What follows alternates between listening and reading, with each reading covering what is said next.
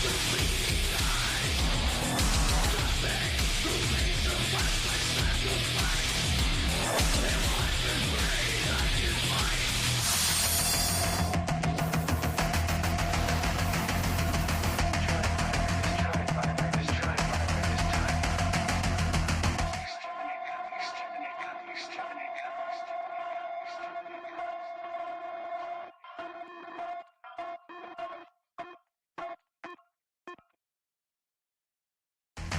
called Purgatory. It's about a descent into a shadow world.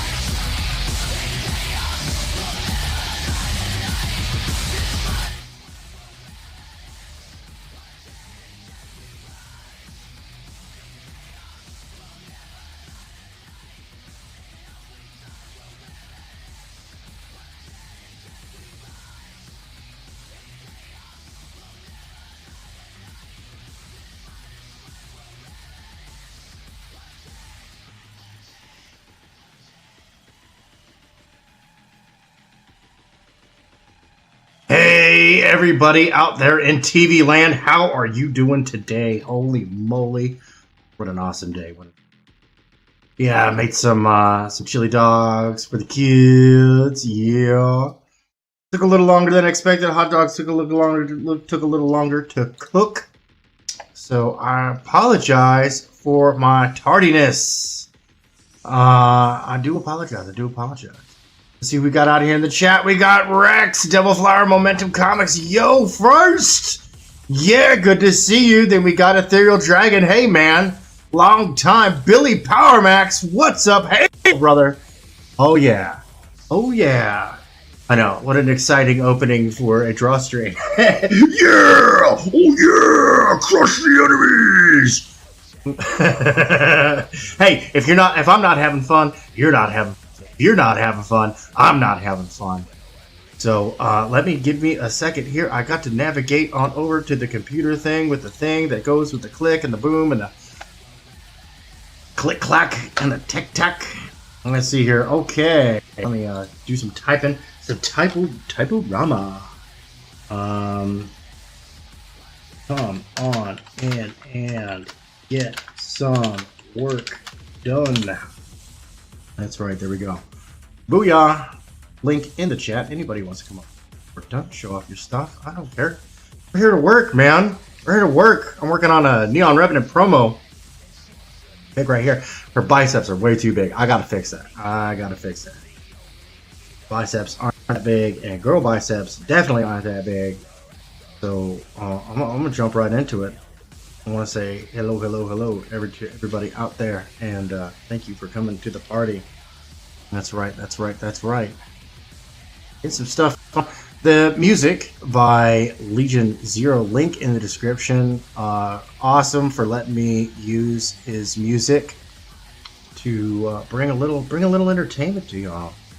I hope you enjoyed it. I mean, it really. Oops, that is wrong layer. It's like, dude, story of my life. Wrong layer. Yeah, so I want to get in here. I'm going to just erase that line.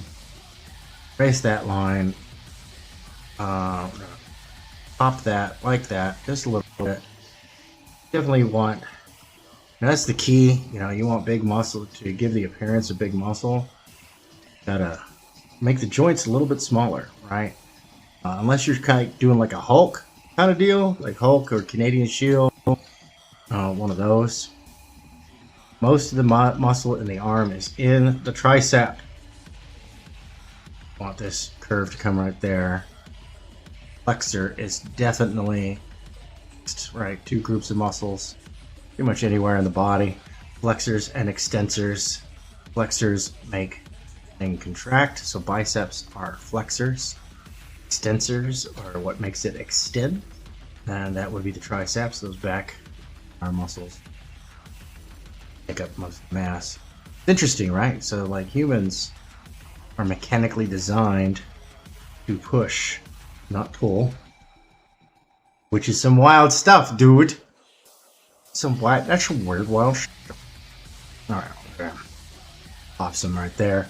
I think that's good for the red pencil on this picture. I just needed to lay in some like base framework. I'm gonna get a little bit more done on these pistols. I did bring up oh, no, there we go. So this is the type of pistol that she is wielding. So I wanted to double check.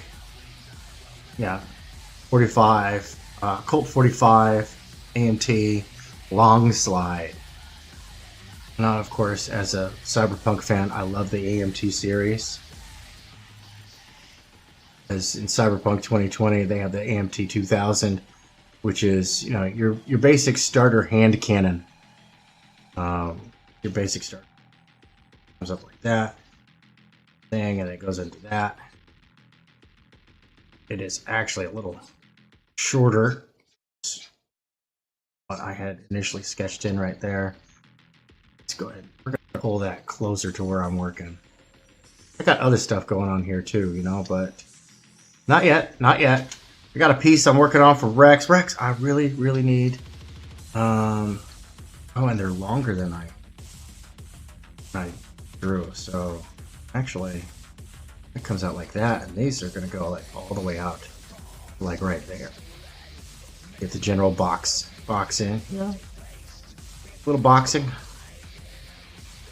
Speaking of which, interesting conversation. Speaking of hand to hand, general combat and stuff. I mean, having some conversations with various practitioners of martial arts about the subject of pressure points. And I'm like, well, pressure points aren't the magical pressure points that we think of, right? They are more along the lines of places where soft spots, hurty bits. Guys that go, well, if you tap the spleen 3, I think actually, honestly, I've been trying to remember like the actual specifics of all that. Like spleen 9, it knocks them out. Ooh, and it's like, okay, well, cool. And a very valid point is brought up, like, how come nobody uses spleen 9 in an MMA match? It's like an instant knockout, how come nobody ever uses that bullshit show? In an actual like MMA match, and it's because it's bullshito. It's total bullshit, man. Oh yeah, they're rounded on the top, rounded them out on the top. That's fine. Line should, so it's a little bit lower. Front sight post. Send it back. Let's see here. Make sure. Okay, it is a smooth all the way to the rear sight post. Smooth all the way to the rear sight post. Let me take a look here. Yeah, the casing ejection is on the other side. Like most firearms, made for right-handed. I mean, you got to hit your market, right? So. We're really not going to see much of your sight post, honestly. So throw in some of this. Actually, that should be at a sharper angle, and so should that. Yep, that should be the right angle. And he's coming up. The grip, right? They're angled like that. That way, if your fingers do slip, they slip down towards the base in contact with your hand. That way, you can actually do the thing. Do the thing with the stuff and those people. Oh god, those people! Narrow that in a little bit, because it does come like that. And that. Right, a little bit of a under thing. I know I might be going into way too much detail for how big this picture is, but I mean, you never know, like, especially if you're doing like indie comics and stuff like that. You never know. Angle's totally off, right? Because this angle goes like, no, it's this angle. There we go. Out a little bit, darken it. That's okay, because we're working a red pencil. Now we're going to do the same with the other one. The other one will come rounded out. Now we're on the trigger here. Not depressing the trigger, but safety's off. You know what I mean? Safety's off. Comes out to there. I can draw it out to about go. A little bit underlining. I get real dirty with my pencils when I'm doing undersketch. I like, even with mechanical objects, I do kind of like a what do you call it? I like an organic feel, to feel alive. You know, like the opposite of a certain de-assetted background. Not a big fan of how that's being produced. Not knocking the creator, not knocking the artist. That is a personal dig at the editorial staff for allowing that to happen. Artists are going to do what artists are going to do, man. I like to say that done, you know, my editorial duties and I retire, I'm going to do something easy, like herding cats across Texas. Side post right there. And then this part goes all the way back. Right. Find out just a little bit. Brace in a little bit so I see what's going on there. Oh, I'm hearing things. I'm just imagining. I'm going crazy. Live in 720p. Oh boy, here comes the fun. All right, that's that. We're gonna increase the angle of this just a little bit. I guess we can stretch. And then let's see what we got here. Yeah, front slide's gonna go all the way back. That's the part that's gonna chang. This part right here. So, and on this one, it is about here. If I remember correctly, I couldn't find a solid reference piece. But that is where the ejection port, just about. Extends it just a little bit because, you know, the Marvel way. Take the real detail and exaggerate it. There, so a little bit of a hammer showing there. A bit of hammer showing there. Bitty slats there. That just seems off though, so I'm probably just going to do a digital sheet. And line. So there we go. Okay, fine. Do the digital sheet, and then I'm gonna grab my lasso tool. Grab here. Fine. Good enough. Stretch this like. Oh, I have it on fixed aspect ratio, don't I? Dang it. Cancel. Alright. Come here. Transform.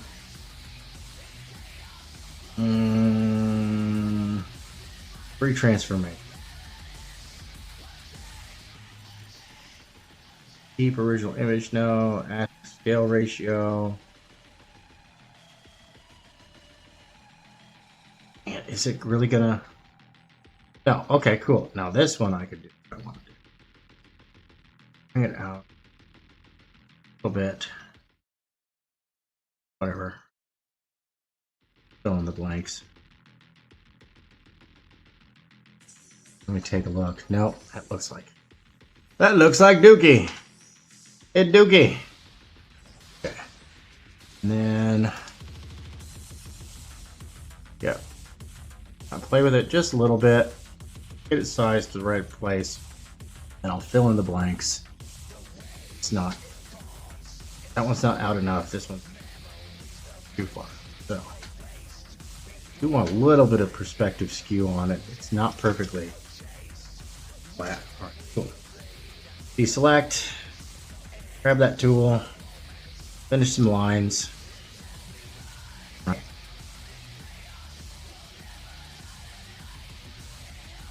And then erase all this crap. It's just this slide all the way back. Divot right there. As safety select. What is that safety select? Okay, so that's a magazine lock, and then the safety selector switch is all the way at the back, actually. That right there is our slide lock. Alright, slide lock release. And then the safety selector switch is going to be secret behind the thing. Yep, that's what it is. Okay. Let's take a look and see what we got here. Something seems off. Like, do I cheat? What am I saying? Of course I cheat! Alright, oops, that's the wrong tool. Let's go ahead and we are going to... We're going to nuke that. I'll grab this. I'm going to CV, Alt-T, transform. Bring it over here. We're going to say, okay, oops. Transform. Yep.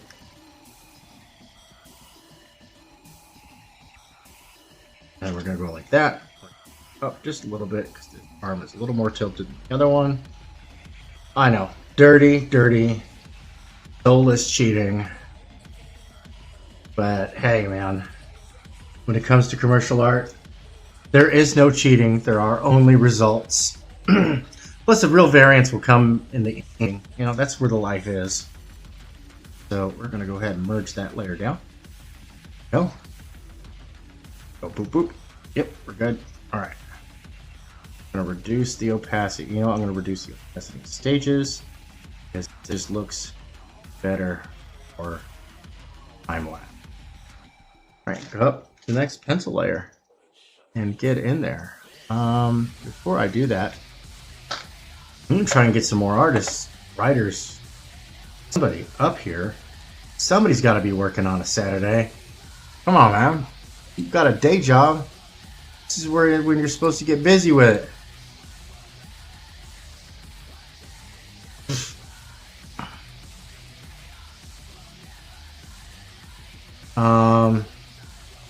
Okay, let's see here. Do my secret alpha. Alpha. 2, 1, 3. Oh no. And then it, of course, pastes the image because that's the last thing I put in my clipboard. Be smart. Be smart. I think somebody was clouded on me because I could do the stupid voices so well. I'm like, well, you know, it's not just a skill, it's a talent. Me natural stupid. You have to work at it. Ha ha. Alright. Some stuff done on this. Of course, I've got like all sorts of family stuff going on today, behind the scenes. It's just really good this week. It really did. It really did good this week. So I've been trying to reward them. Ate the milkshakes this morning, and we're gonna have then chili dogs this afternoon. Then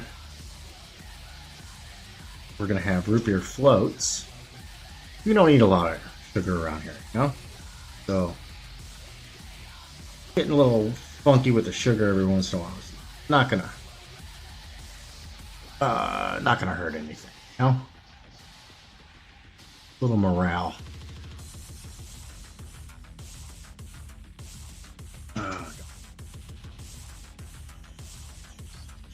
I really gotta start doing like practice pieces. I get rolling.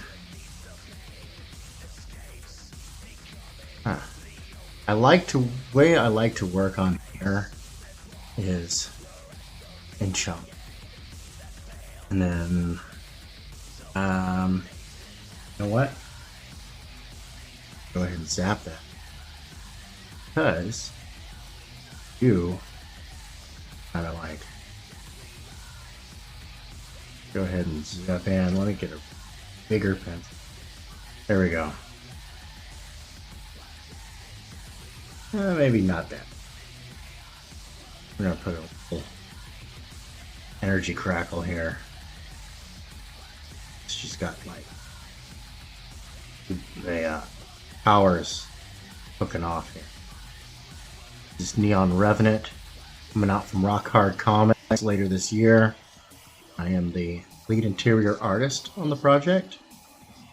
Got covers by amazing artists.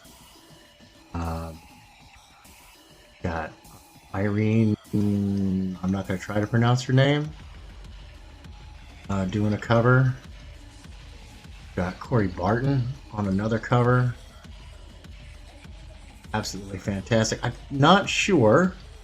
We're still not sure exactly how we're going to launch it. Either we're going to go direct. It all depends. We had a publisher. But from what I understand, things fell apart. And it was, once again, no surprise. You know, this I am Jack's complete lack of surprise. It was political nonsense. You know, for real, we lost a cover artist over political nonsense.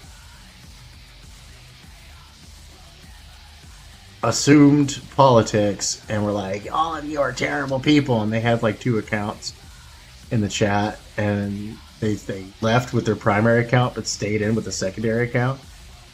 And I'm like, oh, are they gonna say anything about me? Huh? Are they gonna trash talk me now? And it's like, bro, that's bait. All right, for real, weak people, man. I swear,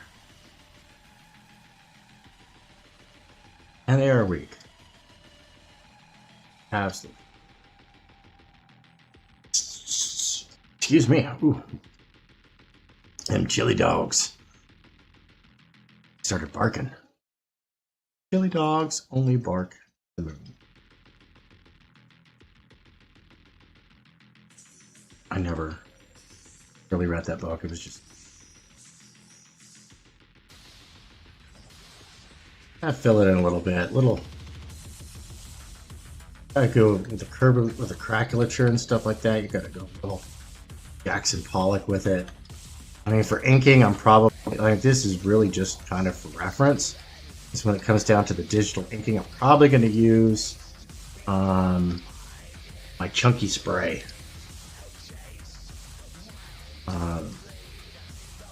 If I were to do this live, I mean analog, I'd probably use a combination of like dedicated inking and some spatter, to be honest.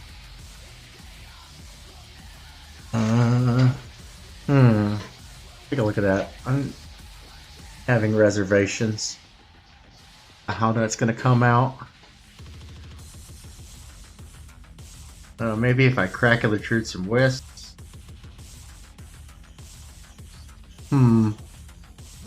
Not 100% certain.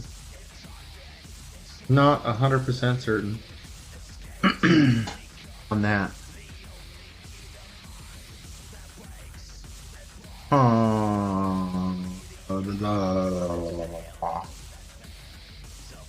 Oh, dude. Oni Press. Oni. What the hell? First, as we all know, Oni Press is rife. The political nepotism. If you groupthink a good little drone, you will go far, and if you display any general narrative, toast. So I was looking at a project that Vasilis Lolos working on for Oni, and I'm like a little extra mad because I like the guy. In fact, that the guy has like not one style, okay. Good aesthetic expression. He can do like cool comic book illustration and stuff like that. But I really like his root stuff. It's underground looking, but that really just grabs me. Because there's only 2 ways you can go about that. Either A, you are not a trained artist, or B, you are very trained. Either way, you got to break the rules to achieve that nice underground stuff. And He nails it, dude. And I was looking at some cyberpunk stuff, and of course, anybody who knows me knows I, the Caesar of cyberpunk, do love me some cyberpunk. Like, for real. I loved Edge Runners, the show, this one. I loved it. Absolutely loved it. I like Mike Pondsmith's Cyberpunk World. Where it's smart, you know. He published the game Cyberpunk. Of course, he originally published Cyberpunk 2013, and then he came out with Cyberpunk 2020, which still, Mike, I hate to say it, man, by far the best game system you ever did. Like you almost had it again with the Bubblegum Crisis and that iteration of the fusion system, but you lost it with all the other ones. Like, it just went to really did. It was convoluted or too simplified. And it's like, dude, 2020 with all the supplement books, Black Hat's Guide to Weapons, really just, and Maximum Metal with rules clarifications and errata and fixing some janky rules. Like, I think you really had it there. You know, that was a good fun system. I could get new players who've never played RPGs. You know, we could. Of course, I had some house rules and expanded, clarified, and on some of those rules. But my house character creation system and the base rules and a couple of modifications, because there's some stuff that just got ridiculous, like the cyber steroids. It's still stupid. From what I think it was like, that was Chromebook 3 or 4. The cyber steroids. Yeah, no, you can jack up and break the laws of physics. It was like that now. I even had a player who basically rage quit over that. Like, his character couldn't have the cyber. Dude, they're just ridiculous, man. They break the rules. It's just bad. Alright, let's transform. We're going to do a mesh transformation. Go ahead and go with a 6x6 here, because I want to pull this in, pull that up, pull this down, pull that down, go like that, get this back this way. Yeah, this is one of the things I love about doing, like, art digital wise. Like, okay, cool, say okay. It's much more interesting, and then you don't have to, like, redo the whole thing. Alright, let's take a look and see what we got going on here. Alright, let's get back to our regular pencil that we were using. Get back to the regular pencil that's already in progress. Okay.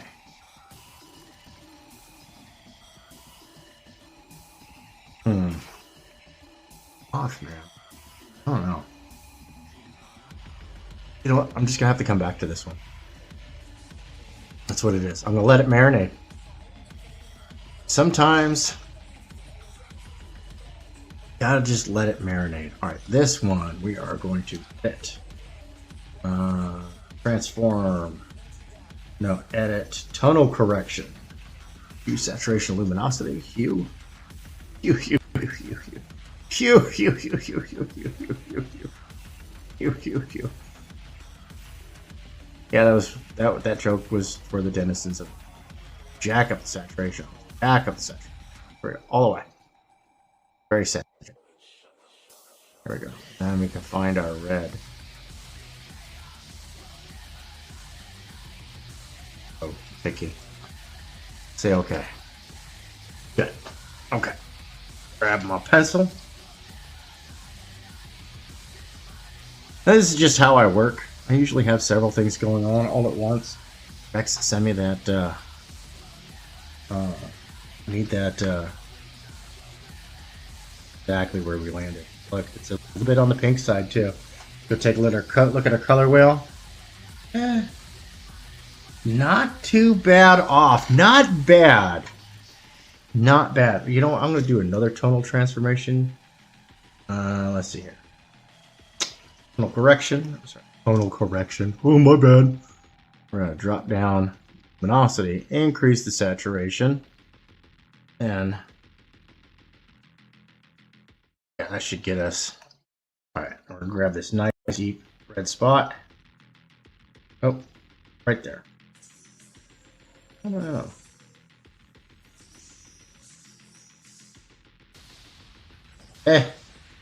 No. Ah! I want that one right there. Look at that, so close. So close! Whatever. Horseshoes, hand grenades, and pencil color, right? Close enough is good enough. What we got here? Right. Oh, that's the wrong tab. So I played my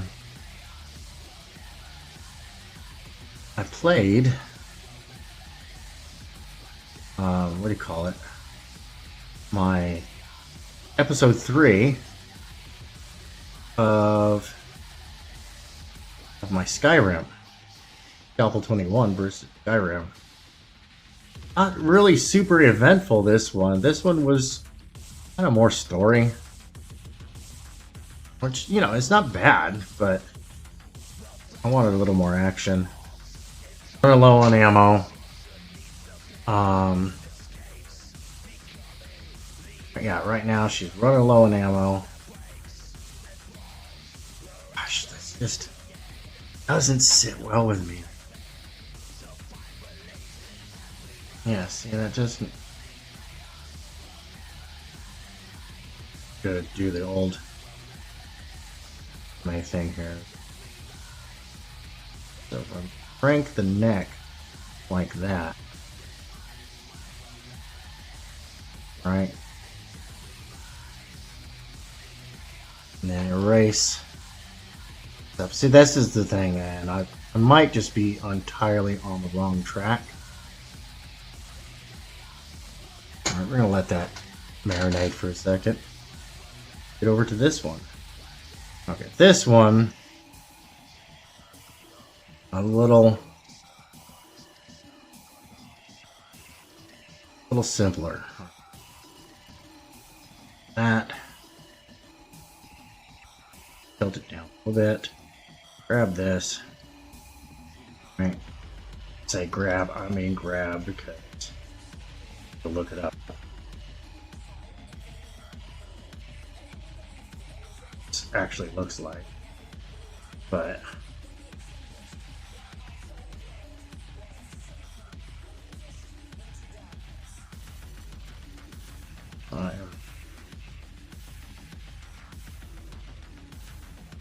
bend it just a little bit because we're going to infer some motion here. And then grab it like that. Winging it hard.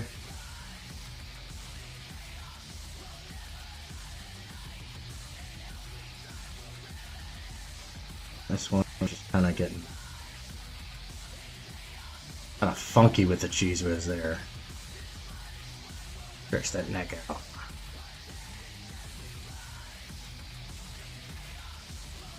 Head's too big, that's fine. Those shoulders out more. There we go. Jacket.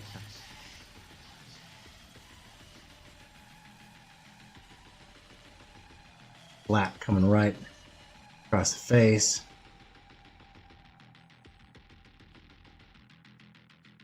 Flap of the jacket coming out like that.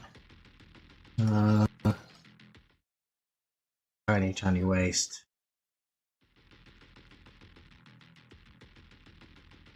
Skinny legs. Skip leg day. Really funky with that cheese whiz. Like coming.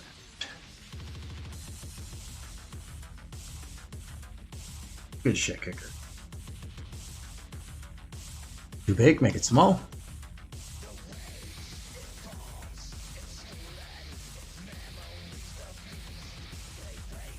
I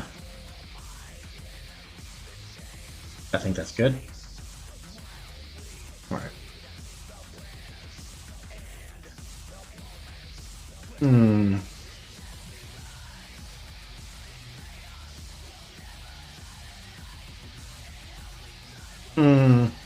Alright, let that one marinate. Let's go back to our original that we were working on.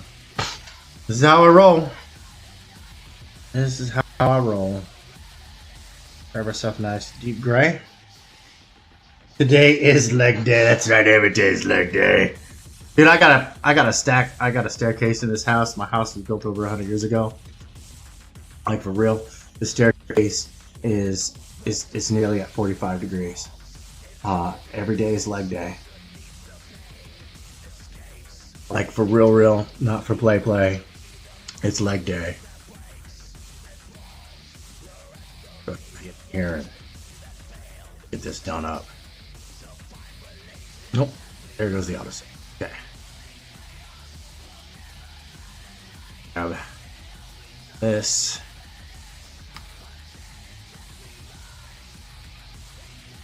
Right. Alright, drawing some big ass wedges here. There. Right. Draw through. You can always add noise later.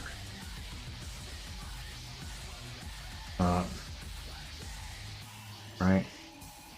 Contradicting waves in this. Here.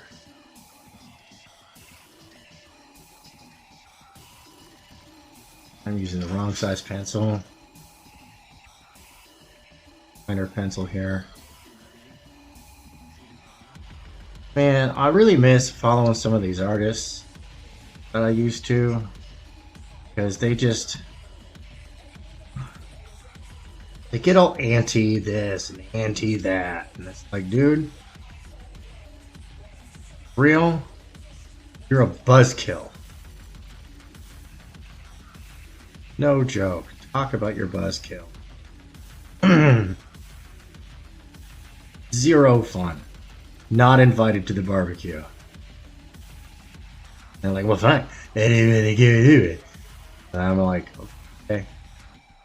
Bye. Bye, Felicia.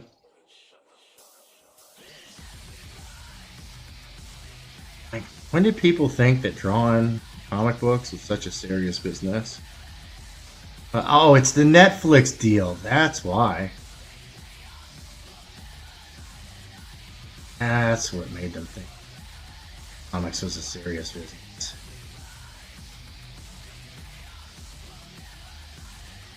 Man, silly humans. Humans are silly, dude. So ridiculous. For real. So ridiculous. You know, honestly, for me, digital art will never replace analog art. Analog art is way more fun to do.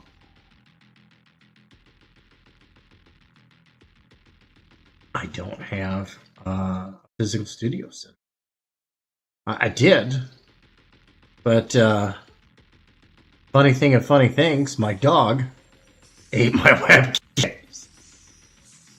I'm dead serious. I just can't say it with a straight face because it's just that ridiculous, you know? My dog, take 3. Take 4. My dog ate my webcam. Yeah, no, it's that crazy.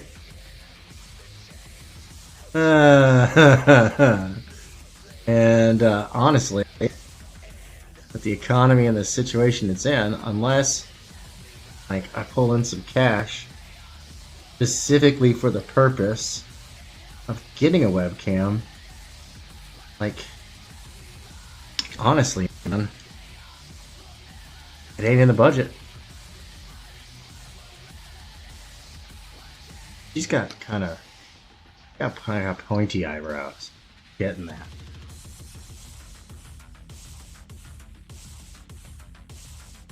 Take this in for reference. No. We're just shading it for reference. Yo! What's up, Rick? Hey, there's my boy right there. Hey, Aiden. How you doing, son? Gonna be, heading off over to your friend's house here soon? You get your sister something to eat? She didn't want to eat the corn dogs, dude. Can you believe that? No, or not the corn dogs, but the chili dogs. I mean, like, for real, man. Delicious, yummy chili dogs. I know she likes all the stuff, but she's like, I don't want a corn dog. I don't want a chili dog. Then, like, one breath later, she's like, can I have a root beer float? Soon, there are things on this earth that ain't happening. I ain't becoming the president, and you ain't getting a root beer float without eating something at least poaching food. Yeah, I don't consider chili dogs to be real food. I mean, yeah, it's a protein low, but it's real high in sodium, and even though I don't use crazy ingredients and whatnot, I do try to keep things as simple as possible. But brah, don't trick yourself. That ain't real food. For real. It ain't real food, but it was close enough. Hey, and it, it's partially my responsibility. Right? My stomach wasn't feeling good yesterday, so I went to bed. I actually went to just take a nap. I ended up crashing out. I woke up feeling like $1,000,000. Ain't gonna lie. But I did promise them milkshakes last night, so I gave them milkshakes for breakfast. Saturday, man. Besides,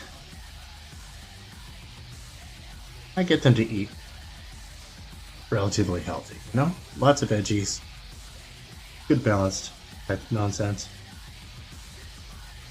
So, milkshakes for breakfast,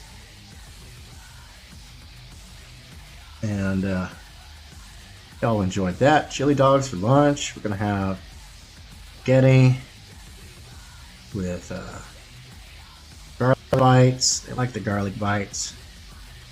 And some spinach dinner.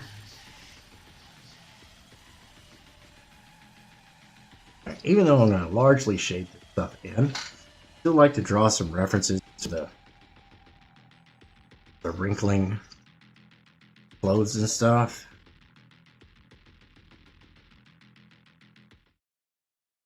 I mean, if they're going to be,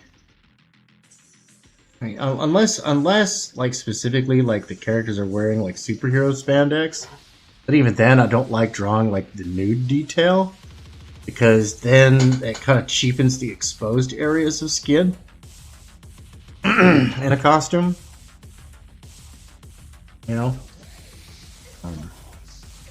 If it's all the same detail, and it's like, yeah, no. Like, yeah, the rendering looks okay, but it's kind of shit. Real. Not that they have to, like, be wearing nuns' habits or anything of the sort.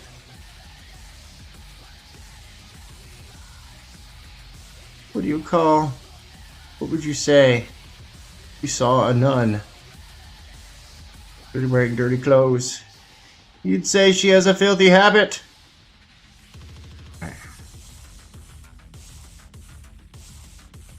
Now I have no subscribers.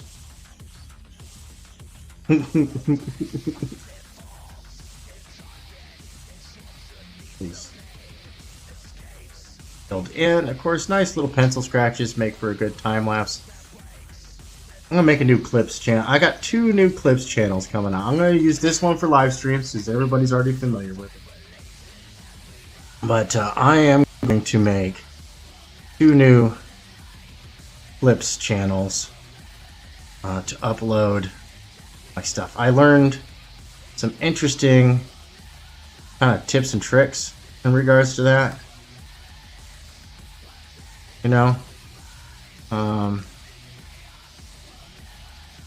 like, have your videos be unlisted for 24 hours. Right? That's, have them be unlisted, not private, unlisted. That gives YouTube time to make sure that everything's kosher and see where you fit best in their algorithm. Yeah, that curvature doesn't work. We gotta follow the path of the titty. Path of the titty. Best philosophical path I've ever heard of. Yeah, no. Apparently, like, that's a thing. Like, all the big guys, all the big folks do, right? And yeah, they still have their videos come out on a schedule, but 24 hours before that video comes out as scheduled, dang it, man, this, hold on, I gotta move this, I got this, dang it, no, stop bullying me. Okay, there's being bullied by an inanimate object. Don't put that in my obituary. Tell him I went down fighting a bear. But anyway, yeah, no, you gotta have your videos uploaded but unlisted for 24 hours, and that really does a huge difference on YouTube's algorithm. We're gonna create separation here, so we do want to do a strong line, right? Because lines indicate shadow. Then we're gonna come in here. You want our shirt coming up just a little bit of separation. It's come untucked, right? Want some flurry.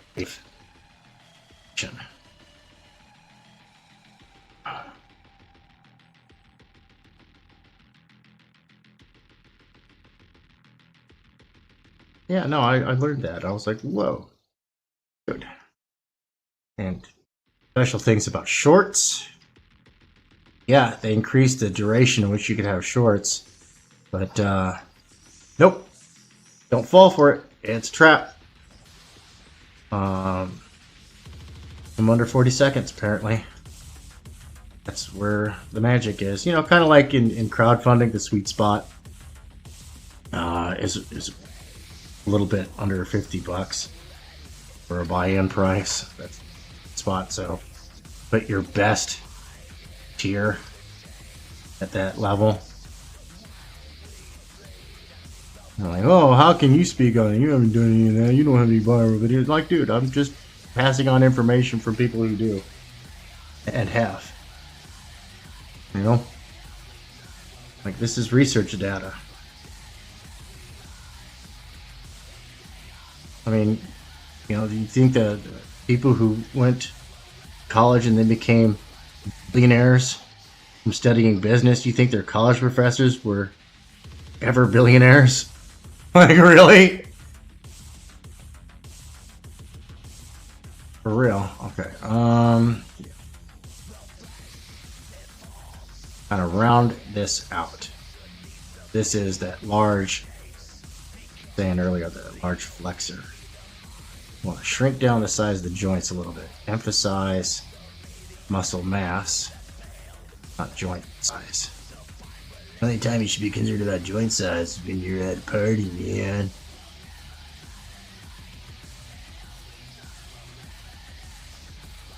That'll work.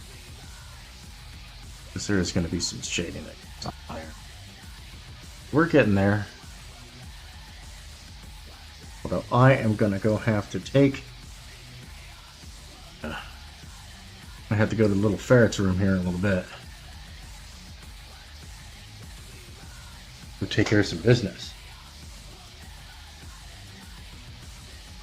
Right. Pardon me.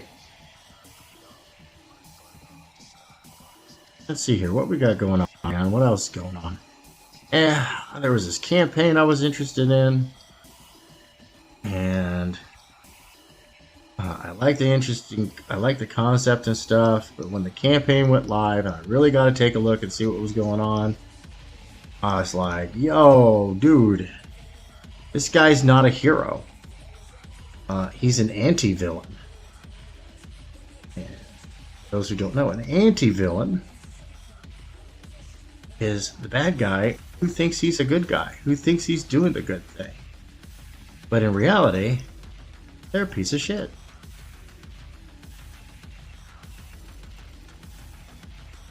And,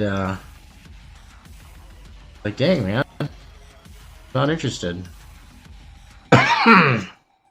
That, and honestly, the art style was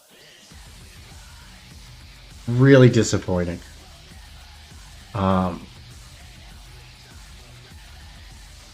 People who know me know that I am not a fan of the airbrush tool when it comes to digital color. I hate it. I hate it so much. Right? I am not a fan of the airbrush tool. I do not like an overuse of soft edges. Get hard on that stuff, man. Get in there. Get dirty.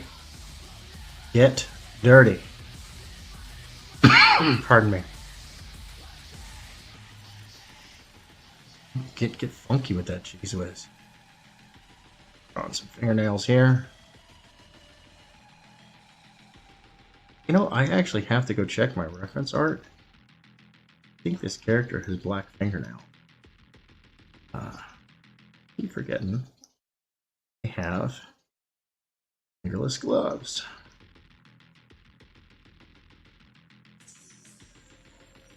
Black fingerless gloves at that. Most of that stuff is shaded in there. Yeah, and I was just like, you know what, dude? I'm done. I'm done with that. Good luck. Good luck, but I'm not rooting for an anti-villain. Not unless, like, you know, the creator's like, yeah, no, this person's misguided. Stuff like that. And I get it. But another big no-no for me is self-inserts. Don't like them. Not a fan. You know, you do, like, you know, me, man, I'm like, you do you. And I'm not going to stop you. But that doesn't mean that I have to enjoy it. And I'm not enjoying it. So I tuned out. I left. But, like, yeah.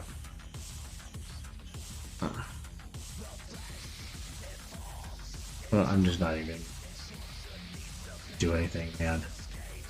Needless to say, I am grotesquely disappointed at the state of indie comics. I think it's largely dookie. I see more aesthetic and creative integrity from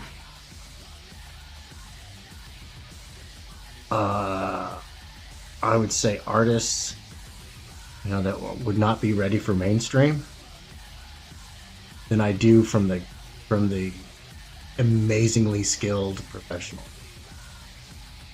And I don't know, maybe, and I could be wrong. You can call me out if I'm wrong, for real. But I think it's hubris. I think it's hubris. I think it is this sense of fact that they've worked in the industry and they know. They think they know. And it's like, yeah, they're bringing in good money and they'll use that to justify. Not entirely wrong there. But at the same time, it's like, dude, come on, man. Hey, what's up, Della Rose? Long time. It has been indeed.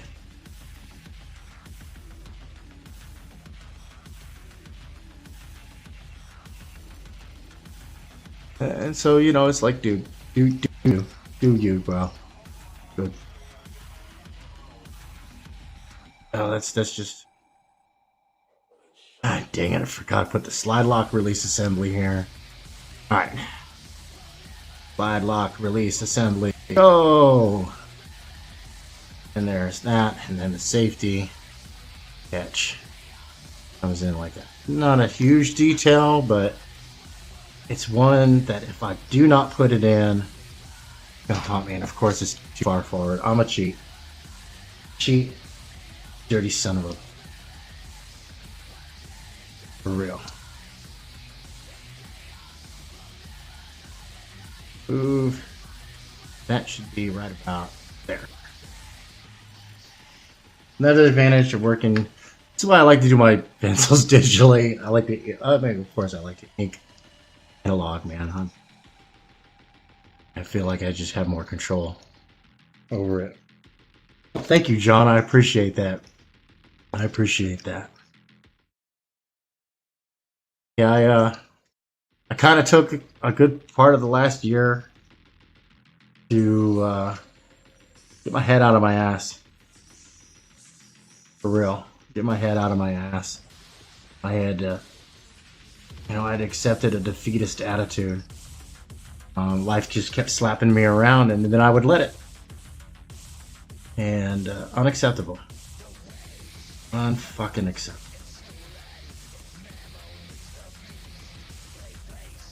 So, just get moving forward, man. And I took a break from like everything, social scene, all that stuff. I only lost contact with one client. They were very happy to see me, and they were very forgiving. And I it's more than what I deserve. All my other clients were in communication, and they were awesome. They understood what was going on, and they knew they were going to get their money's worth. I wasn't going anywhere. Just had to get my shit together. And it's good. They're all happy. They're all happy because they feel like they're getting a good return on. They're going to get a good return on their investment. And I'm like, good. That's the reason you hired me. You hired me to make you money. That's my philosophy. You paid me money to make you money. And it ain't right. I don't feel it's right if I don't. If it was a financial loss, So that's just, it doesn't sit right with me. I do as much of a screw up in life as I am or have been. I do have a sense of integrity. I got that. And so, all right, we're approaching first break here. So, heads up to the audience. One of the things that I changed is that I take a break 3 hours. That is, I get up, away from my desk, go stretch my legs. No, or not quite literally. Not speaking generalities here. Actually, what I do is I do 2 different types of stretches, 2 separate types of rotational exercises, and 1 set of cardio calisthenic. All right, get up, move my body. I was largely sedentary for like 8 years, and your physical health can and will impact your mental health. And dude, I've been athletic my whole life, man. I go out and I play the sports ball, except basketball. I hate basketball, dude. I really do. Like, I was forced to play it in school, and it really killed the game for me. And you know what's really funny? I'm not bad at it. I'm not bad at basketball. I'm actually a decent shot. My dribbling skills are, they're sad. Some sad sack stuff. I have no fancy dribbling skills. Like, I got good ball control and whatnot, But I ain't got no tricks up my sleeve. No, I would never make the cut for the Harlem Globetrotters. You know. Yo, Justin, what's up, brother? How you doing, man? You know what? Justin showing up. Oh, it's a good idea. Yeah, see, the knuckles are getting kind of crickly crackly. I'll show you guys where we're at so far. This is the picture I'm doing now. Let me see.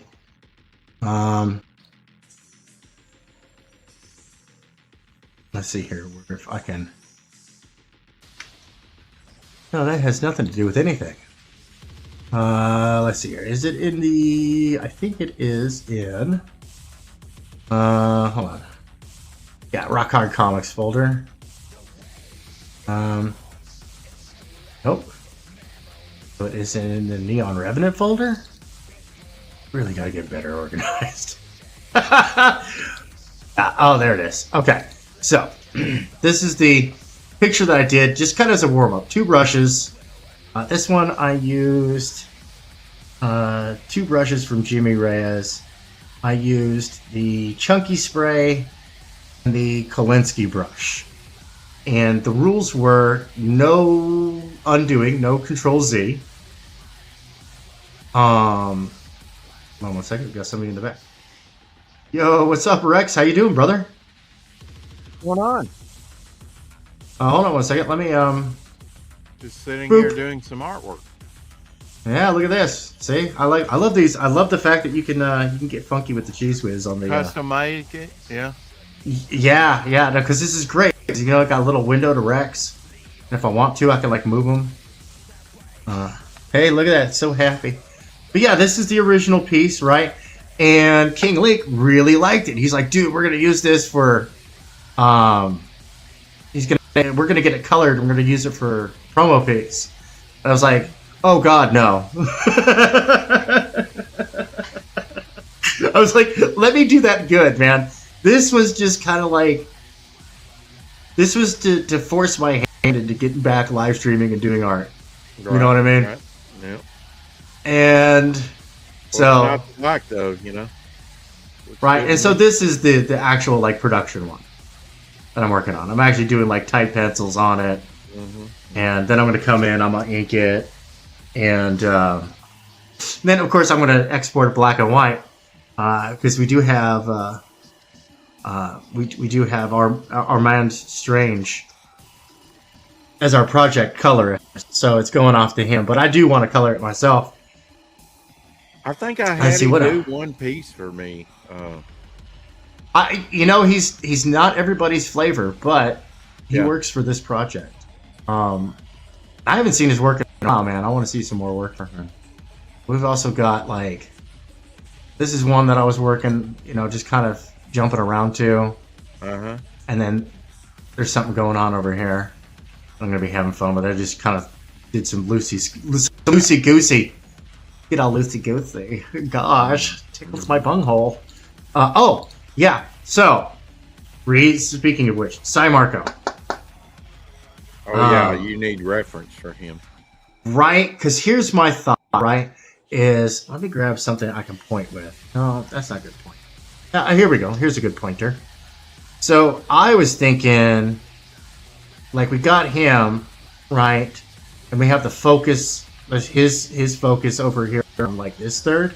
Yeah. I was thinking of putting like Cy kind of like in this negative space right here. Like a big sigh, like he's ominous in the background. Yeah, because he's the main baddie.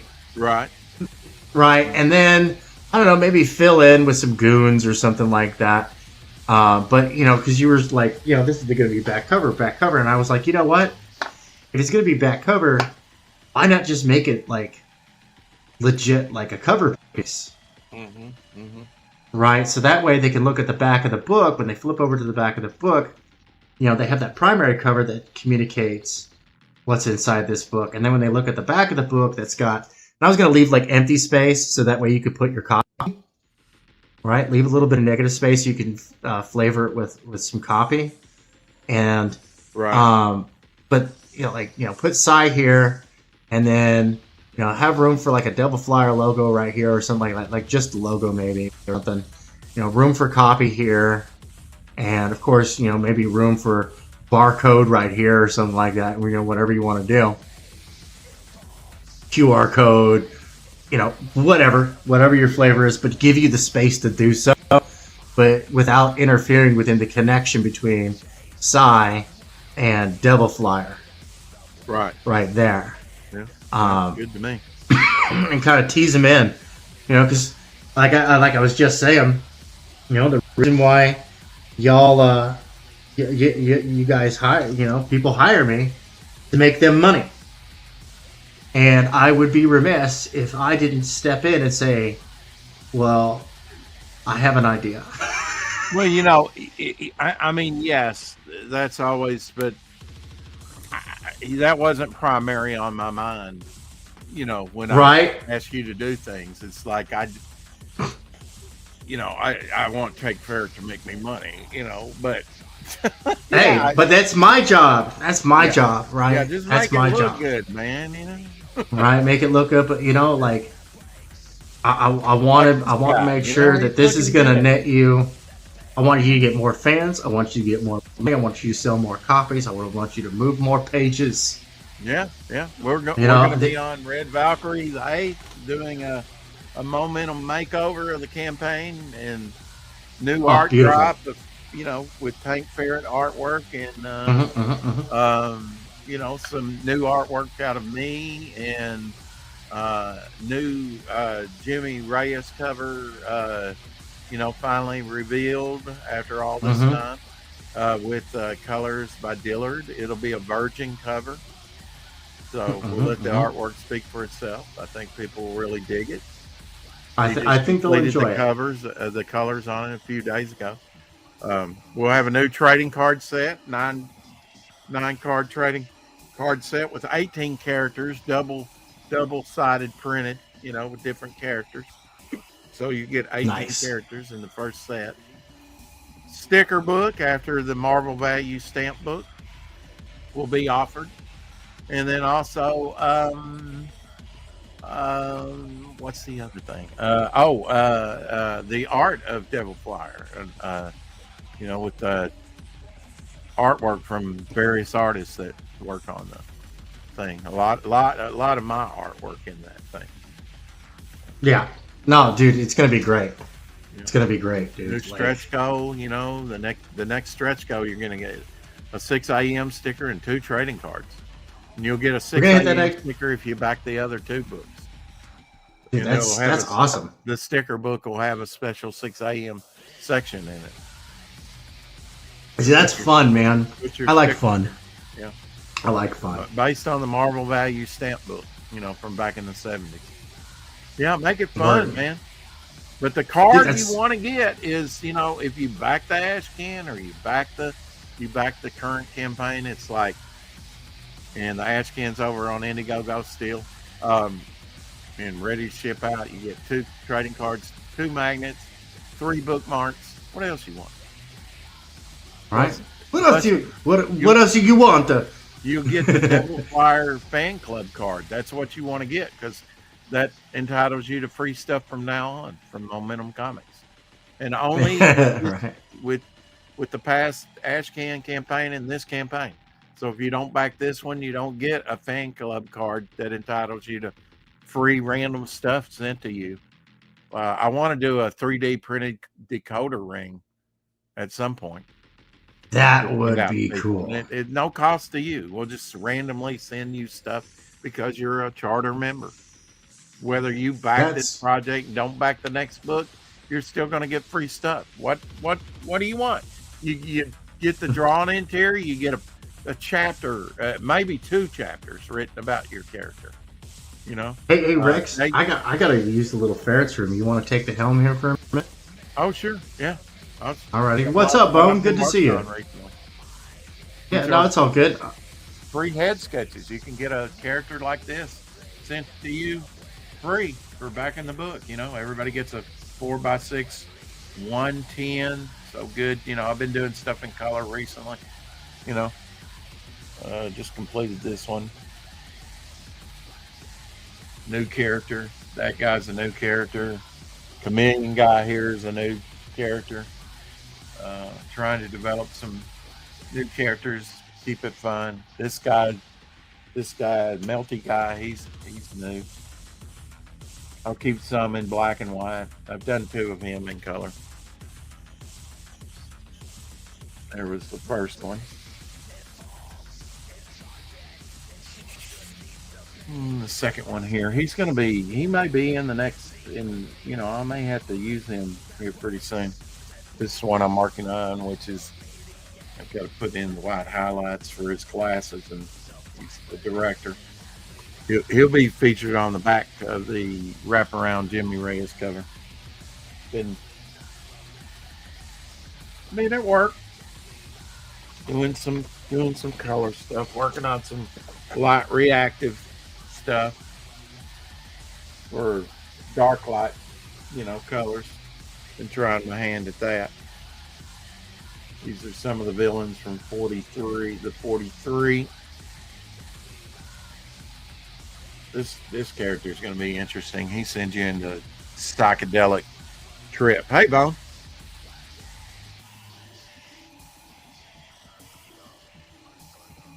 They're all psychotic. It's good to see you, Bone. Are you on the road? Justin Belmont in the house. Ethereal Dragon, Cross Comics, John Delarose. Oh, there we go. Ice guy. This is the way I feel right now, with snow on the ground, and it's so cold out. Although I think it's warming up. But yeah, I've been taking some of these characters and, see if they'll see what colors kind of respond to dark light, 99% it's covering up your mistakes. There's Geo. Geo. Well, some of this will be in the art book along with other artists. Not just these stuff, but things I've done in the past. 10 years of drawing Bog. And finally drew a female Bog, Lady Bog character. She's new. She's going to be in one of the next stories. She'll be an interesting character. Did that one a while ago, about a year ago.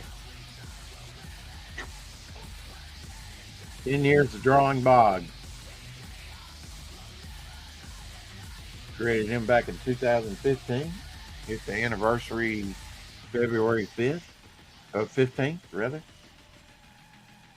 Here's Bog in a transporter. Being transported.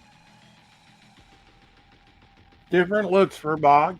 I like experimenting with Bog and see what works best, But he's always got the 2 sticks there sticking in his head. Swamp Guy, he's my man thing type character. I like Geo too. He's cool.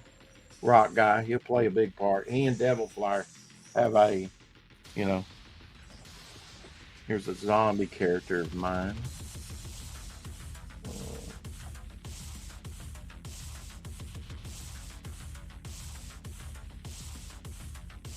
Here's Bog and Geo.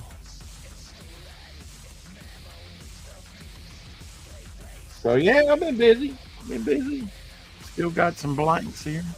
Still going to be going strong. I've got 43 characters to create. Although, I've created, this was the template for the 43 characters. They're Nazi experiment. Basically it was a way to a super soldier type project for the help them win the war. It didn't work. It was an excuse to do a story, create a bunch of villains, and only tell one origin story. But now I think, we'll get into the head of these guys, There's some more of those light reactive ones. There's another villain. Usually I put on here,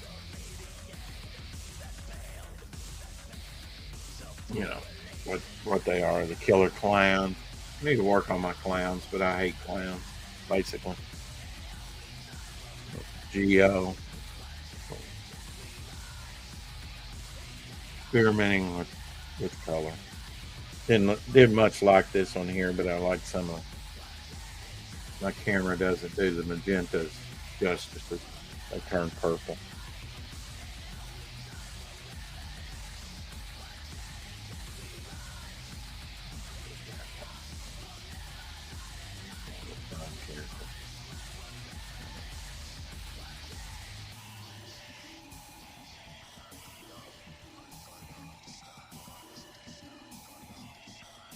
It's welcome to Rex's slideshow.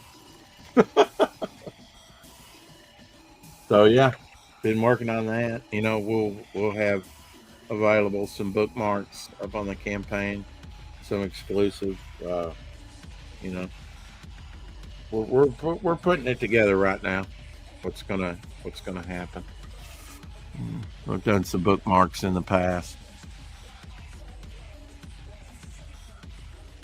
so I'm thinking of offering up bookmark from the ash can, the original artwork, probably the last one I have because Eric and Boyd won one of those original uh, bookmarks. We're gonna offer some of that stuff up on the free big tier. Home relaxing. Okay, nice colors on the melty. Yeah, thank you. Yeah, you know, I'm not counting the clock when I do these. I'm like, you know, just trying to do the best work I can. Not counting the clock at all. Just if I spend 4 hours on one, I spend 4 hours. If I spend 2 minutes on one, I spend 2 minutes. You know, some, I mean, 98% of it's covering up your mistakes. You know, maybe it's your, you know, stuff you know, you. I couldn't find these pins. They were under my chair. They rolled off here under my chair. Couldn't find them anywhere in the house. I didn't look that hard, but yeah, I wound up inking this last one with something that had too big a nib. You know, really had to work around that. Man, that's that's an old man's break. You know, he's probably, you know, kissing the kids, feeding the kids, and all kinds of stuff. Thank God for Doc Martin's whiteout. You know, although I haven't had to use a lot of that. This one's I'm sending to Gable. He's a big sort of sticker concept art. That might be a sticker in the book. I was thinking about making it the #1 sticker. Here's Zigzag. He's kind of the mascot of Momentum Comics. A speedster. Hey, E. Ortez, how are you? Tank will be back here in a moment. He's just kind of left me in charge, which is a big mistake. There's Dreamweaver, character I'm calling Dreamweaver. I'm kind of quasi happy with him now. I like this guy. He'll make a good villain or something, bounty hunter or something.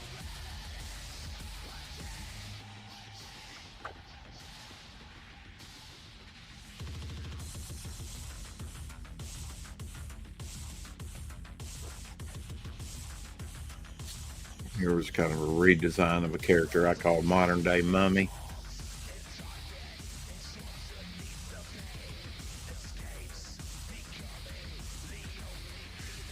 When you go to color, that's next level stuff. It does take more time, you know. So, but I may not be producing as much, you know, but you know, I think the results, you know, speak for themselves. I'm very pleased with the way some of these things, you know, and for the longest, all I did was black and white, you know, and thought, well, I can hire a colorist to do this, but I think it's important to show people you can do it all, you know, even with just traditional stuff.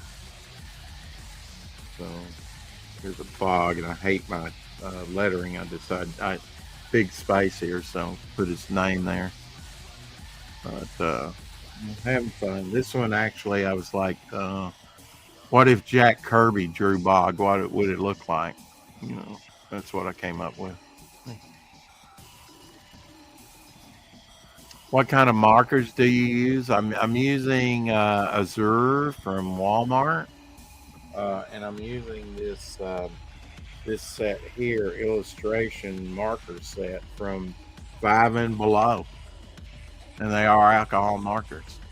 So, yeah, and Azure set, which are kind of like Copics, you know, that you can get at Walmart.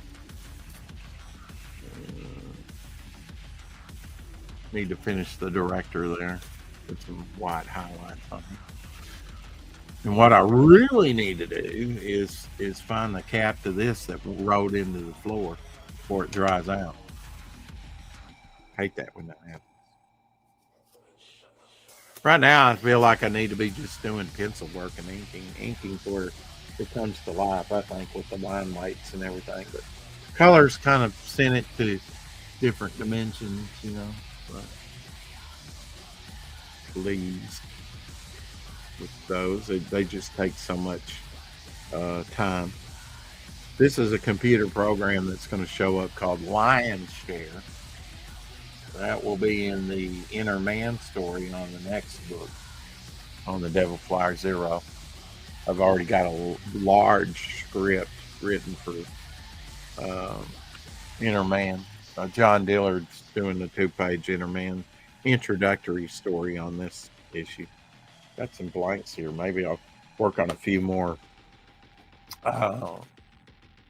you know, hand cut.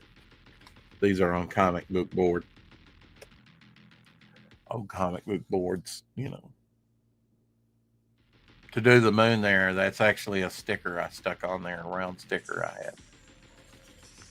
Hey, if it works. You know. Embossed.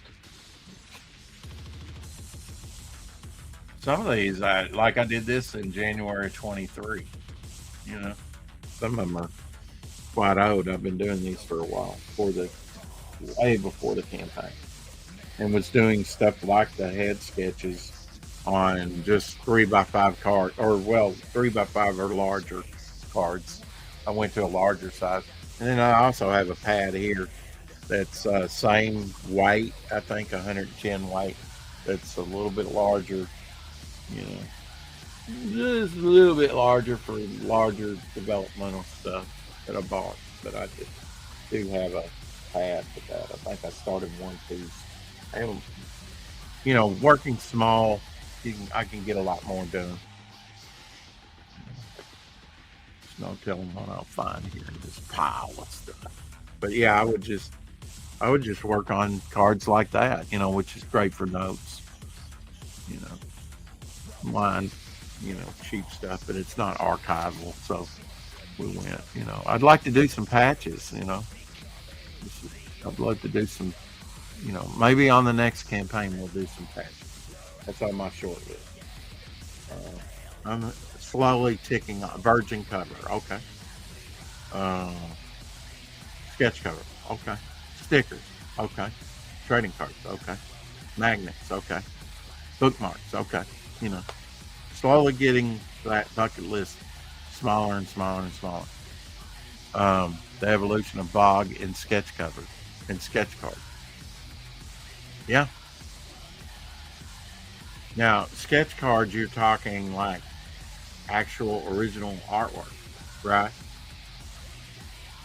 Not just printed, right? When you say sketch card.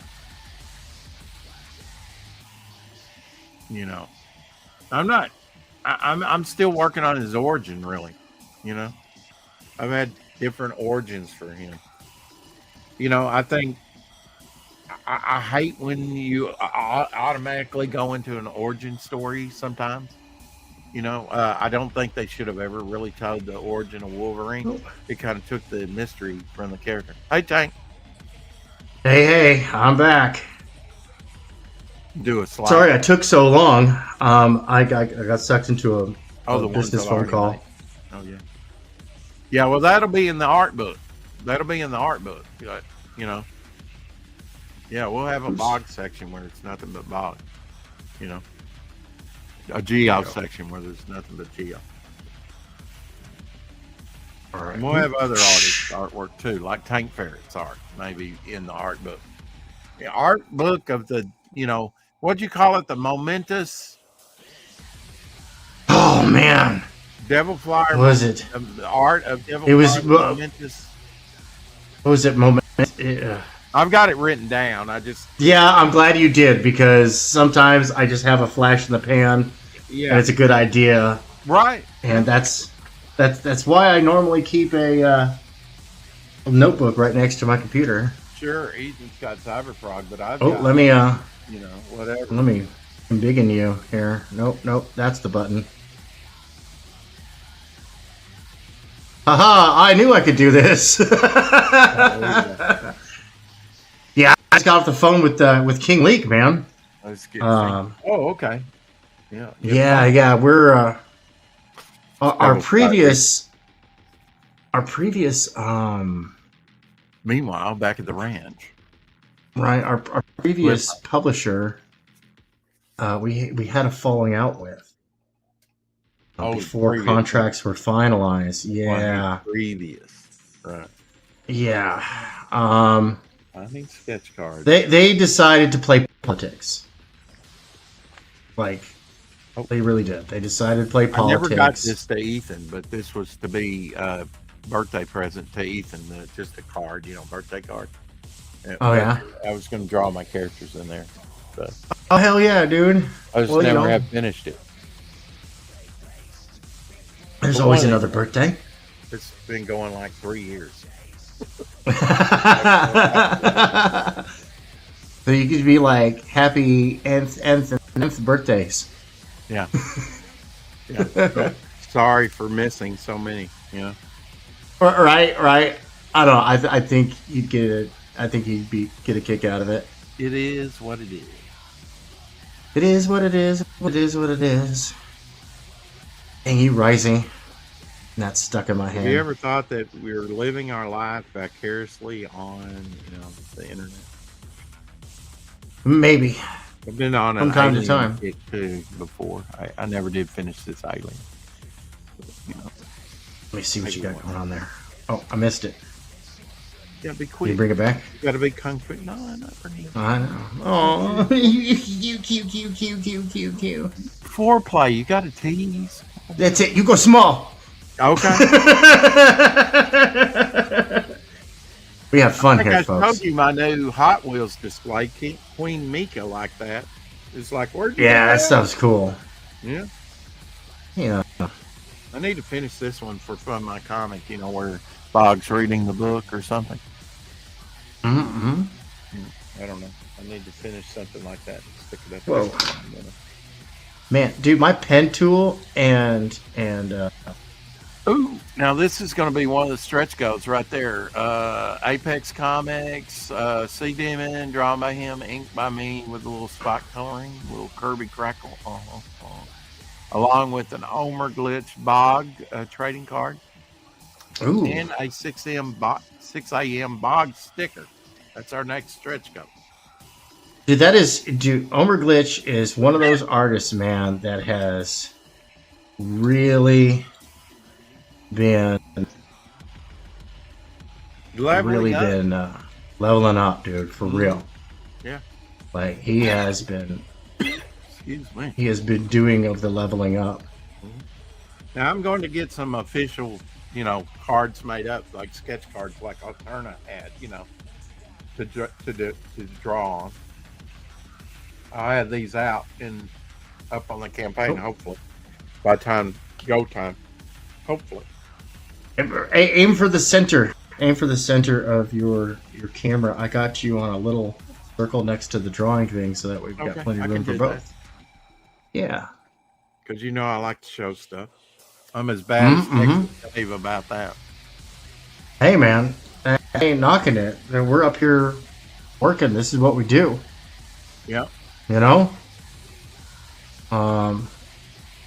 up here to work on our stuff and get things, properly entertain these fine folks out here in TV land. And, you know, all that fun stuff. See, I was doing it on like just line, you know, cards first back in 2023. But basically doing the head sketches and stuff like that already. Heck yeah. It's Bog Dirty Joe combination. Oh, here's one of my female characters right there. There you go. I think her name's Trixie. Believe it or not. Okay. Believe it or else. Here's Dirty Joe. Or else. Dirty Joe. There we go.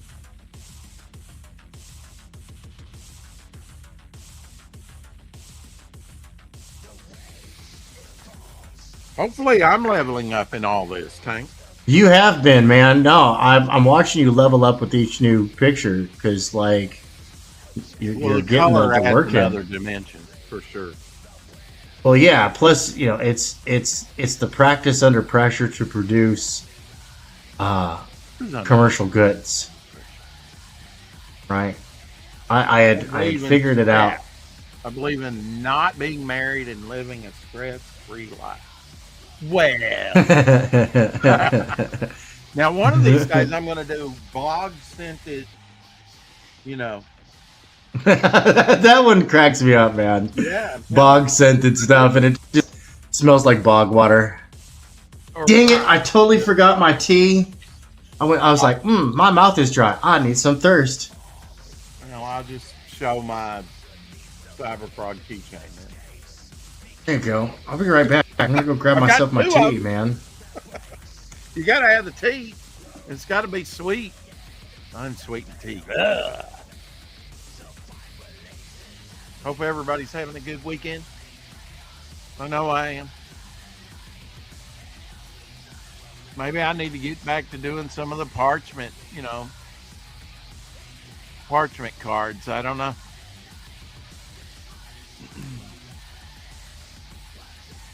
Always a possibility. Took long enough to cut. Took 6 hours to cut these out, man. I made like 180 or 190 of them, a bunch. Didn't do that many of them, you know.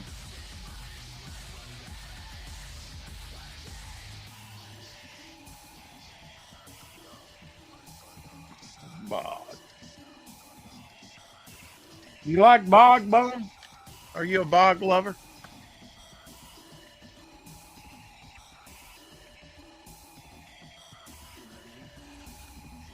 Yeah, I got some stuff already made, you know.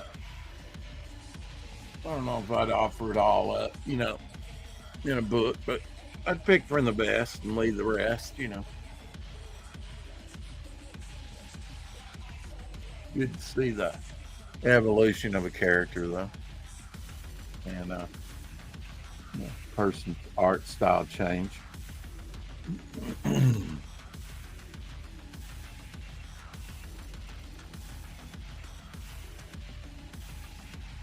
Here's that Psycho Trip type character.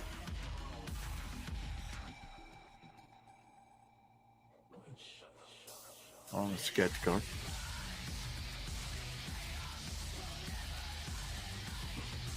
Oh, okay. Wow, I was getting ready to say the kitchen must be 3 miles away. Dude. No, I got ambushed by a thumb war. A thumb war, okay. Yeah, when a 7-year-old challenges you to a thumb war, you can't refuse, and you better not win. Uh-huh. We are the champions, my friend. Keep on fighting. All right, so she wears like equipment belt type of deal. I need to draw more Devil Flyer for people. Push Devil Flyer, but Bog was my first choice for a comic, to tell you the truth. Yeah. mean, it's never too late. Get a bog comment out next. Well, you know, my next one will probably be John Buscema, to tell you the truth, the book on that. Okay. Make some money, you know? Yeah, and that would be a good book, too. I think this one here is up on the campaign right now, I think. Can't remember. Or no, maybe it's this one. And I know I had this one up. I don't know if I still do. The Heat. The first, he was in Airboy by Hillman Comics. Oh, yeah. Yeah, he was the first bog monster. I mean, the first, mutt, whatever, swamp thing, man thing character in comics. That's wild. I didn't know that. Mm-hmm. The Heat. I He was used like to a read down German pilot. And then he, I don't know, got transformed in the swamp somehow. That was my introduction to Chuck Dixon as a writer, was Airboy. Oh, was it? From like the Flip comics back in the 80s? Yeah. Yeah. And that was probably like 50-cent cover when they first started that or something. They ran I think it was 65 cents, the ones that I bought. 65 cents. Yeah. I mean, of course, I don't have them anymore, so I can't, I can the- neither confirm nor deny. What's the cheapest cover price you had to buy? I started getting into comics when they were 65 cents a piece. Okay. I'm 25 myself.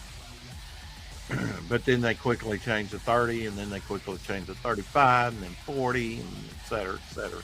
It's kept going. Yeah. And my pile that I came out with was less and less and less.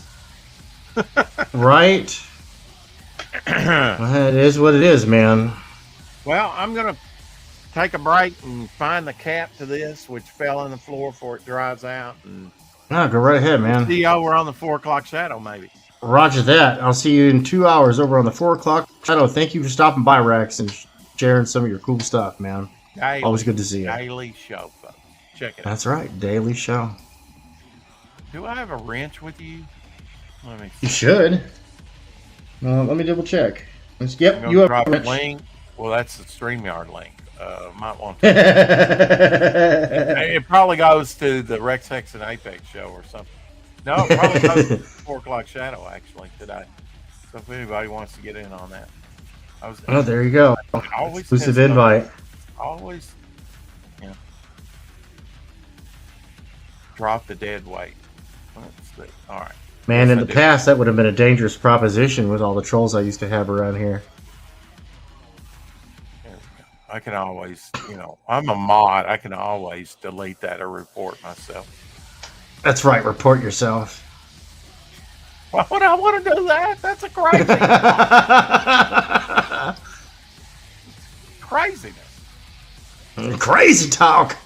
Yeah, crazy. StreamYard link off before I go. There we are. Push it to the limit. Push it. That's right. To the limit. Get that like. No, that's take it to the limit. I know, but it's not in this scenario. There, I removed it. I removed my own comment. There we go. All right, Tank. We'll see you in a couple hours over on the 4. All right, man. I'll see you here in a couple hours, and send me that Cy Marco, so that I can make sure. I know it's like he's not like a ultra specific detail character, but he does have his details. I want to make sure I get him right. Okay. Yeah, eye patch on the right eye or left eye, right, see, whatever it is. Yeah. Exactly. See, that's the deal right there. Mm-hmm. I think it's his left eye that he wears a patch on. And I thought it was too, but that's why I love reference art is to I always want to make sure that everything stays on brand. Look, man, that's why I hire you. I hire other people. I want I don't necessarily want turnarounds of every character, but I want these characters established and referenced for other artists. So I can give them more work and stuff and get these characters in publication and out there and copyrighted and trademarked logo. Yeah, and making money so you can Making hire money. more Man. artists. Look, man, you got to make money. That's why I'm probably going to do a John Buscema book next. And Glenn Fleming's been after me a while to do it. And, that's the only reason I'd want to do that book is, get the stuff to the fans of his artwork, but to make some money so I can do what I want to do, which is my character. You won't catch me drawing Batman. You won't catch me drawing Spider-Man or anybody else's IP. Now, I'm going to do an Omer Glitch because we did a trade.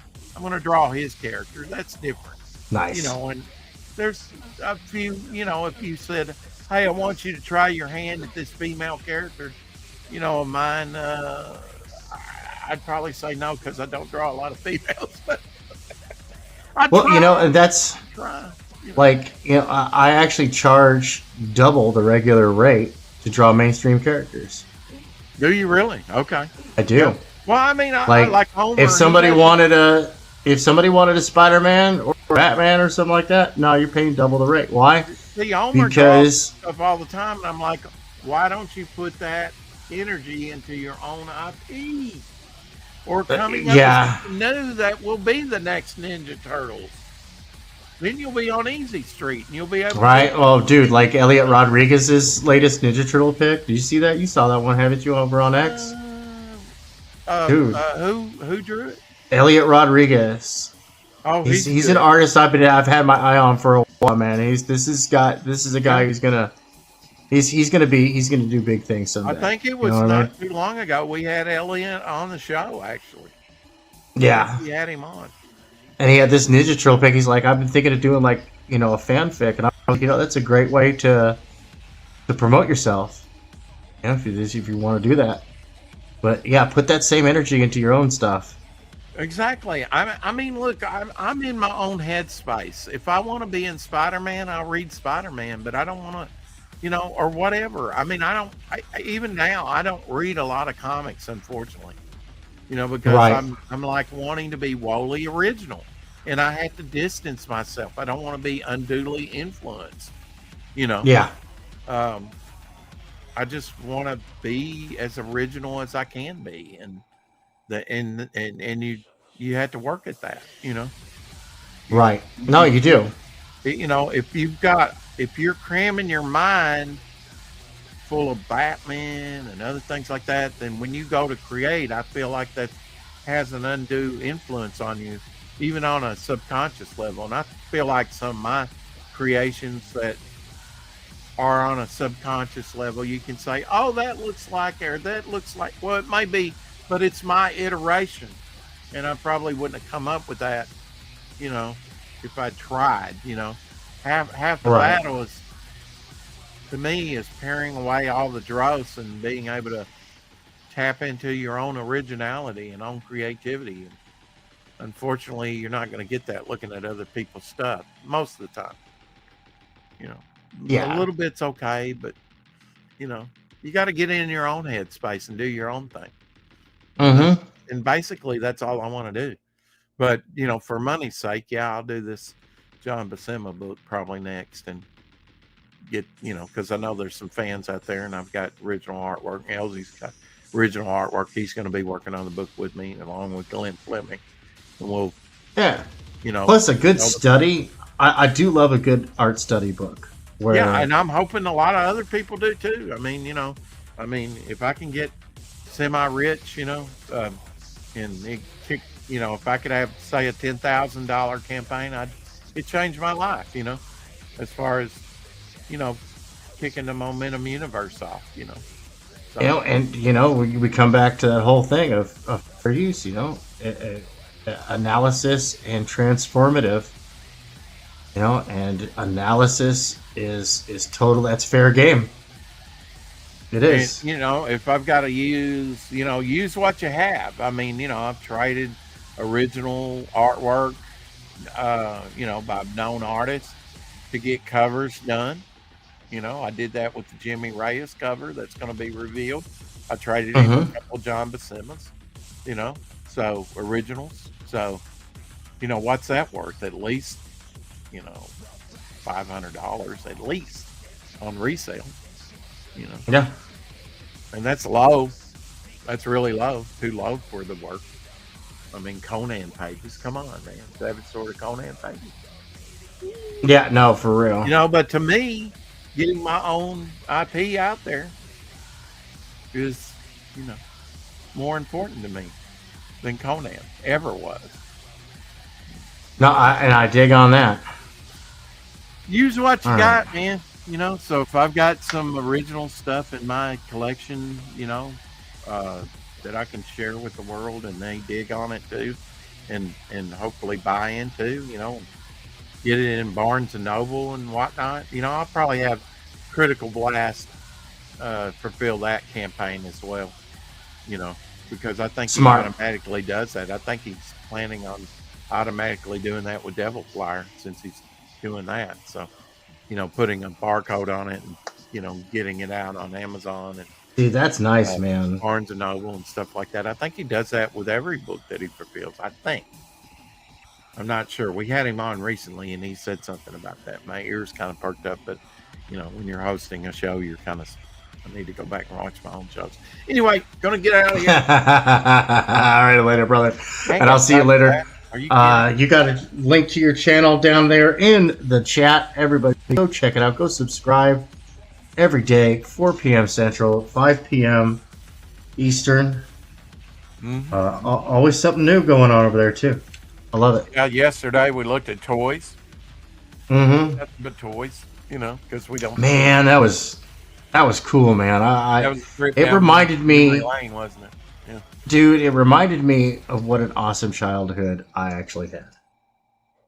Oh yeah, You know? you weren't Haiti in the garbage dumps looking for food. I mean, you know, anything's got that beat. We'll see. Right? No, for real. But yeah, no, for real. Like, you know, I had cool junk as a kid, and it was fun. We had good toys then, man. Like, I look at, you know, some of the lack of articulation in some of the old toys, but it's like, dude, the creativity in them was such more vibrant than stuff back in the day, you know.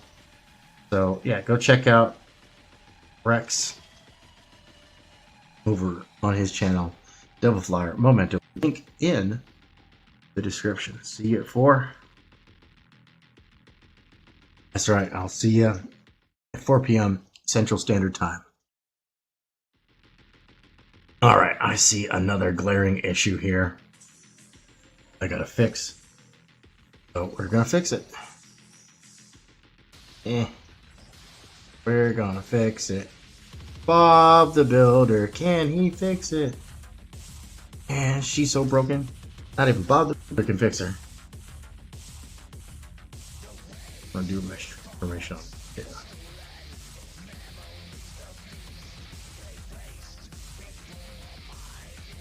I gotta zoom out a little bit. And now it's too big. I mean, we want bazongas, but not like. Yeah.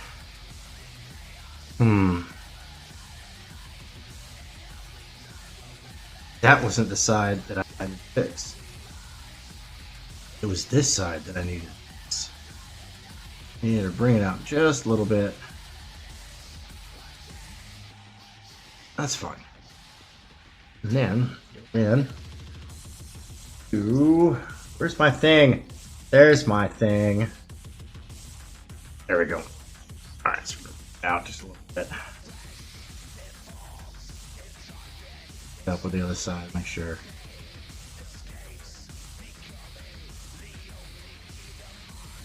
Okay, I think that's it.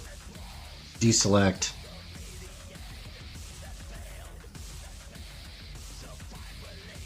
Yeah, close enough. Alright. Okay. We're going to go ahead and throw these. Come on. Here we go. Pencils. We're going to nix that layer. Grab that layer, shove them inside the pencils. Create a new folder for inks and create 2 layers in there. One, we're going to call line art A, and we're going to call line art B.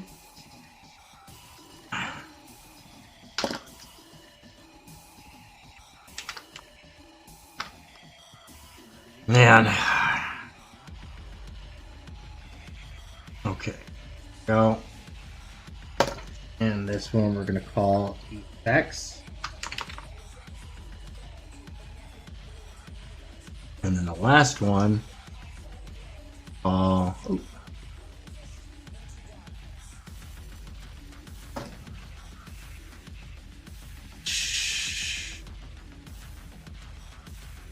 overlay. Okay, cool. Let's go ahead and get this started. So first things first, I'm going to gradually increase the opacity of pencils. Then, in between line art A and line art B, I'm going to put a new layer. Oh, that was a folder. I didn't want a folder. I'm going to call this one mask A to B. Okay, cool. Alright, let's start getting some of this line art done. Now here comes the big question. Alright, so grab that brush, chunky spray, make sure it's got full anti-aliasing on. I think that's size 100. How does that come out? Pure black. Put that on the effects layer. It's too sparse. So let's go with 200.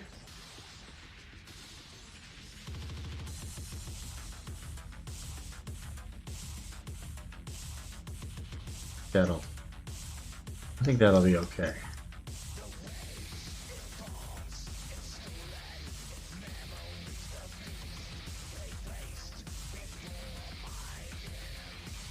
Now it's energy bleed off.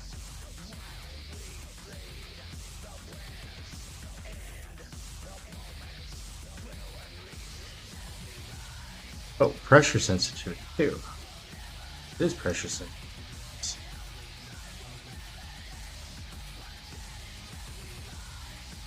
Alright, so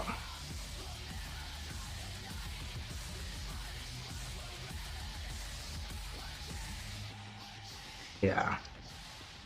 Then I'm gonna come back and we're gonna do something funky with this. Why we do an effects layer.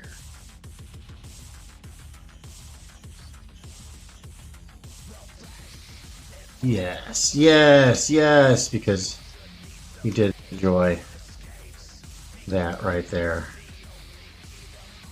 I'll make sure that this comes out looking good. That we've got a good art style for this book. Neon Revenant. Stay tuned, folks. It's gonna be good.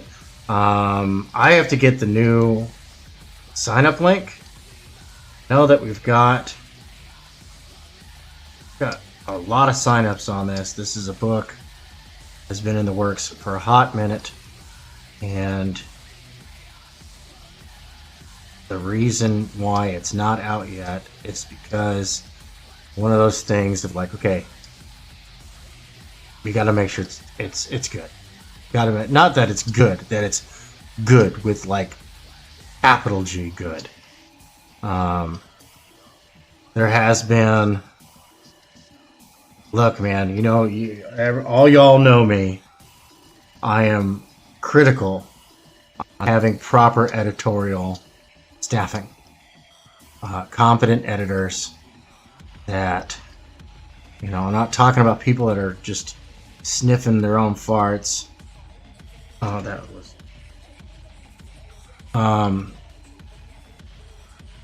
You know, like, oh look, I'm an editor, blah blah blah. And it's like, that's not the point, man.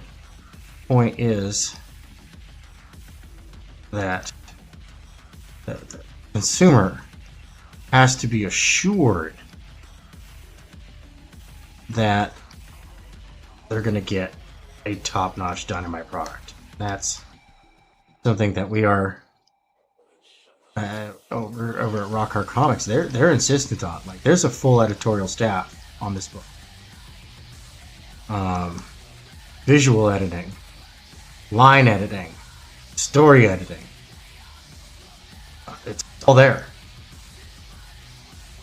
I am beholden editors who are the first line of defense for the customer.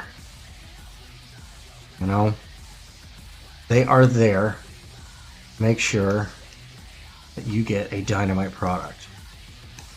Alright, I do want this to have kind of a good solid lining. Same time, have a little bit of bleed out. Right? Well, that's okay. A little bit of bleed out. We want it to have a little bit of slop on it. Slop by design. Speaking of slop by design, P-Punk and the Bastards of the Universe, man. That one really, really has me, dude. Like, I love the attitude. I love the energy. I love the rudeness. Like, the art is rude. I'm sure, like, all the weirdos are gonna be like, well, you know, doesn't look like my highly polished Spider-Man comic, and it's like, yeah, it's because Spider-Man's a wimp. No, I'm kidding. It really is that that Spider-Man's got the, and Spider-Man doesn't even move copies, dude, like, for real. You can have a polished turd, or you can have a rough cut gem. And I'll take a rough cut gem, like He-Punk and the Bastards of the Universe, over a polished turd, like Superman, any day of the week. For real. Like, for real. That's the mainstream stuff is garbage, and often it's like, the rendering's nice.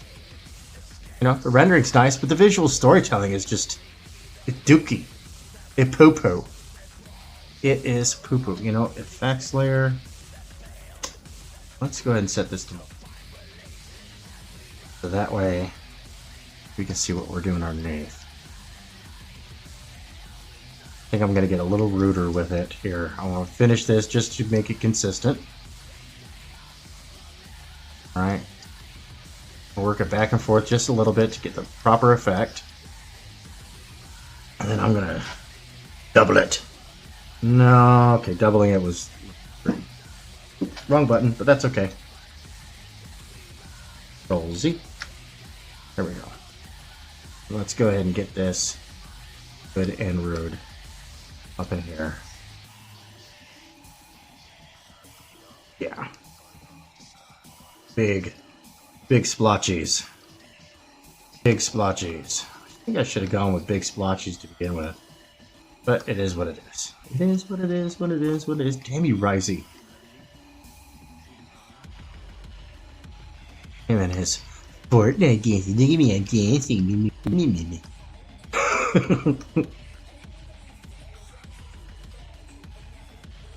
Oh, let's see here. Not for real, like, Risey's one of my real life friends. Not just a friend on the internet. He's my homie. He holds my feet to the fire. As well he should. Like him and my buddy Spyco. Like, those guys hold my feet to the fire harder than anybody else. And they are the first ones to call me on my bullshit. For real. Okay, so I'm looking at that on the little screen, on my thumbnail. It's like, yep, it's too much, but that's okay, because I'm going to work it back. but I want it to get a little messy. That's kind of one of the fun things about digital art. You get to get a little messy, and you don't have to clean up all that ink. Like I said, I prefer to work analog with my ink, but hey, I'll take it. Alright. Yeah, now we're gonna... Yeah, that's looking good. I think the colors is gonna have fun with that. Get the line weight of that down. Your line weight, those aren't lines. Well, you know, kind of, sort of. There's a light and a dark balance here. Now I do want a general thickness to the thing, and I want that crackulature on the inside, that dirty energy. So we've got exactly it goes. Didn't I set that to multiply? That shouldn't be. It is. Weird. Okay. Huh. Yeah, that's normal. Then multiply. Huh. That's interesting. What if I just say no? No. No. Huh. Interesting. Yeah, see? Kind of wiping out pencils there. What if... Right?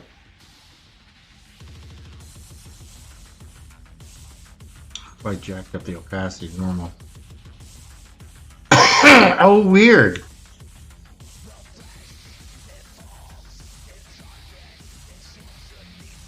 Okay. Alright, so if I set this to... And that fixes it. Alright, so that is something I did not know about Clip Studio. Is that the inside the folders act as kind of like layers themselves overall.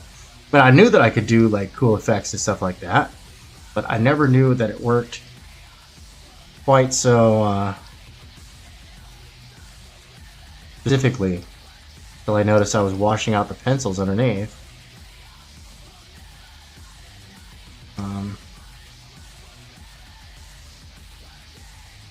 That's kind of interesting. Okay.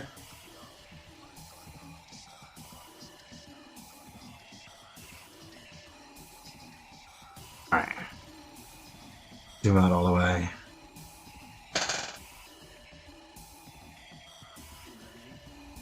We'll go ahead and lighten it up a little bit right in that area.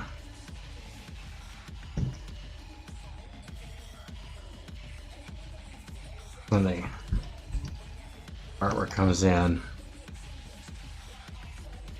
you know what? We can always just go back and forth. But alright. Okay. And then go grab our white again. Get over that.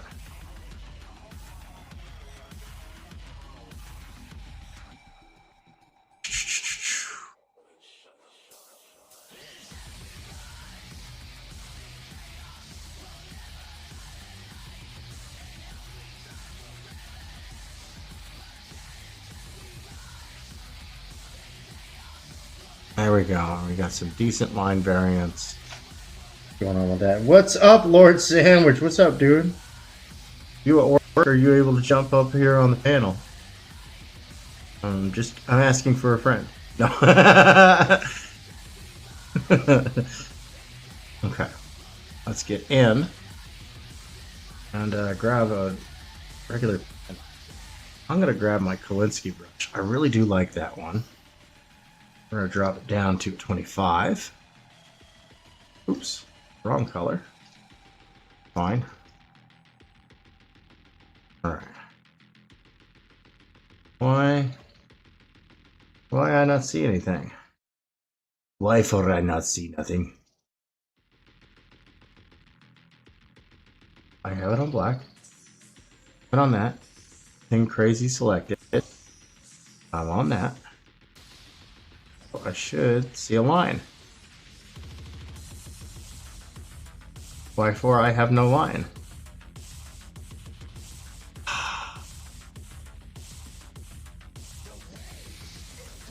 Oh. Because this one's not set to multiply. Oh my gosh.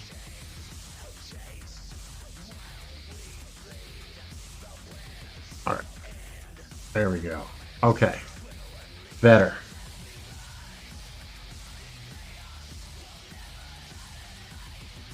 This one.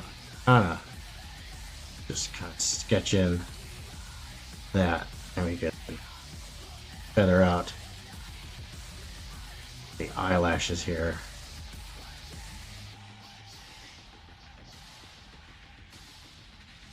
There we go. I'll switch up my background song real fast. You know what? No, I'll just do that after the next break. I got a break coming up here shortly. So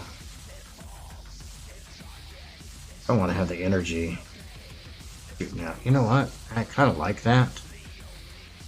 So, on eraser equipped. Time to switch to a hard eraser. So, okay, go ahead and do it.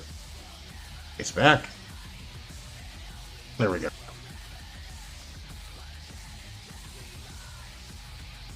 Yeah, I kind of like that thing. Got like good energy to it. Like it's exploding, but at the same time, it's her eyelashes. It's got good high impact energy, you know.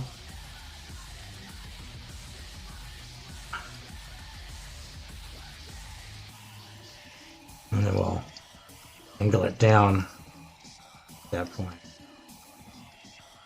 Yeah. Oh, yeah.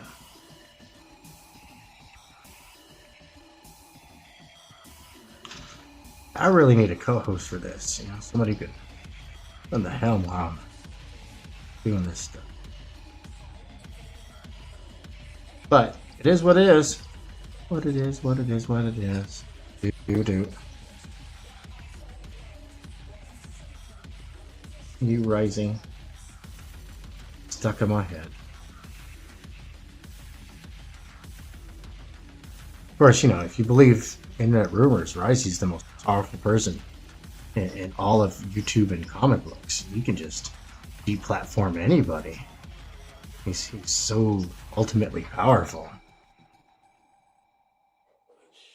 You know, you could just say, Ninja. And it's done. Alright, let's grab the white. You have a good, big, round blot right there. Yeah, that's looking good. Makes him angry. Angry.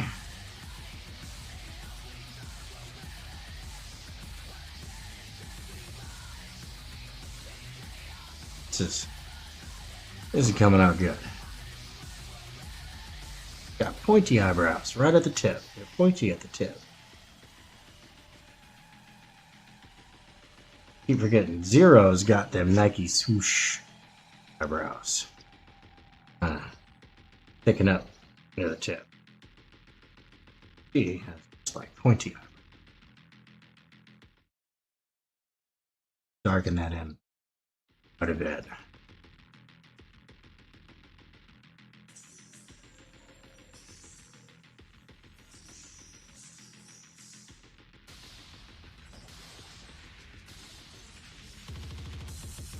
Going to put some shadow underneath that nose. Our light source is eyeballs.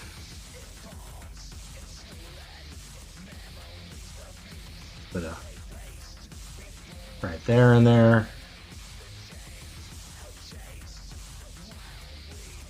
Kind of light on the line.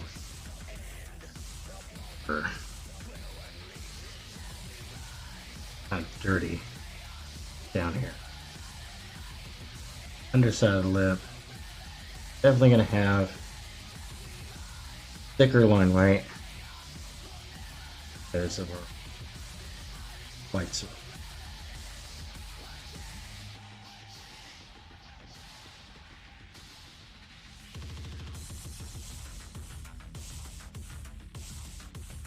Textured in a little bit. Pardon me.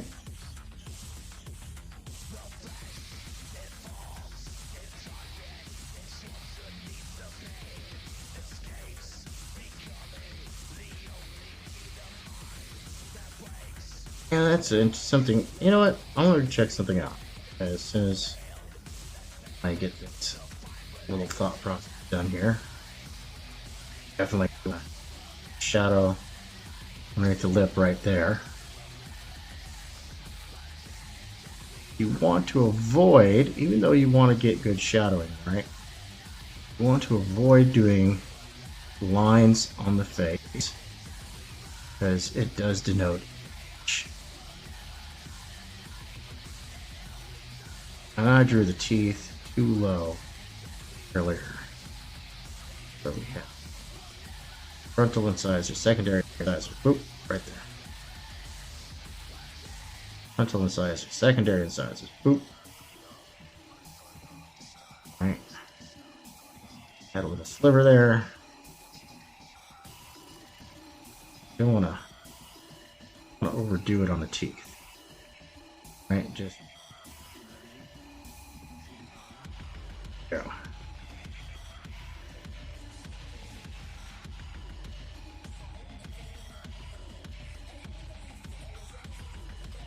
I was talking to. I'm concerned, man. I hope King League's doing good, dude. Didn't seem all that happy when I talked to him, really. I gotta hit him up. Hope everything's good with him. I know things in the real world have been a little stupid. Not beating him up, you know what I mean, man? King League's my friend, dude. Like genuinely, he's my friend. He's my homie. Big lip scar right there. Comes down to the chin right there. Right, then she's got the other lip scar right there. And that one actually comes above the lip. Right. The other lip scar, or the other scar on her face, is actually obscured by the energy. I'm gonna do real. I'm gonna go just kind of light on the artwork there, right? Because we don't want to. It's all inside of energy. Energy, boom, boom, boom, boom, boom, pure energy. Let me know in the chat if you know what song that was. I don't remember. Yeah.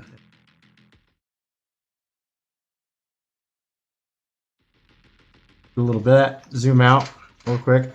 All right. We're coming together. We're coming together. We're coming together. Okay, you know what? I'm gonna go take a. Breather. Stretch my leg. Well, actually, this time I'm going to do upper back stretches. Right, cross arm stretches, and I'm also going to do opposite movement elbow rotations, and I'm going to do some butterfly stretches for the wrist. And you know, I'm going to do one set of 20 jumping jacks for my cardio calisthenic. Alrighty, folks. I'll see you all here. I'll be back here in a little bit. Enjoy the anime puke.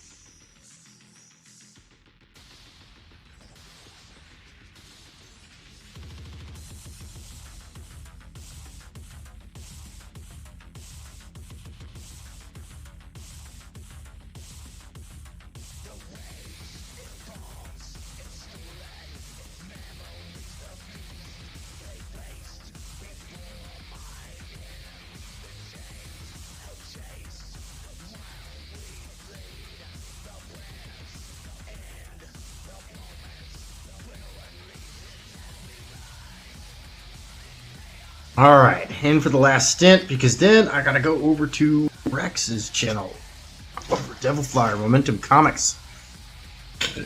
Pardon me. Oh.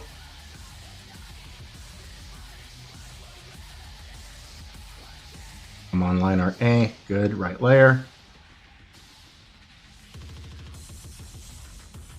Have the right size pen. Have the right ink color. Good.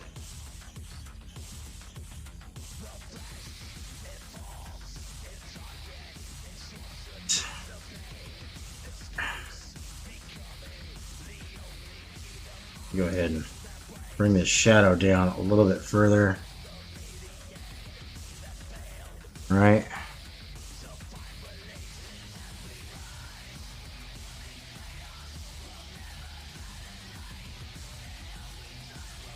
Yeah. I really hope King League likes this rendition of this picture. Lord knows he's paid me enough money. So let's get him. Let's make him some money, man. Get you folks entertained. Look, dude, Neon Revenant is a badass story, man. Like it's brutal. It'll break your heart. And it'll fill you with a little bit of hope. Hell hath no fury, such as a mother's vengeance. Back from the dead to wreak havoc on those who killed her and her family. A competitive powerlifter in the U.S. Army before her untimely death. So, why she's got she's literally a muscle mama. So, all you who are into that, you know, got it for you. Too hung up on precise line reading on this just yet. All right, so we're gonna let's go ahead, that in. Make sure we got our highlight there. Grab our highlight there. Kind of working backwards when working with large dark areas, you know. Grabbing your highlights and then inking in around them.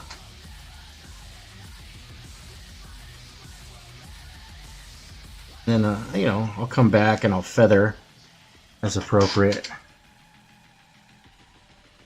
Kind of, I'm having a little fun here, man.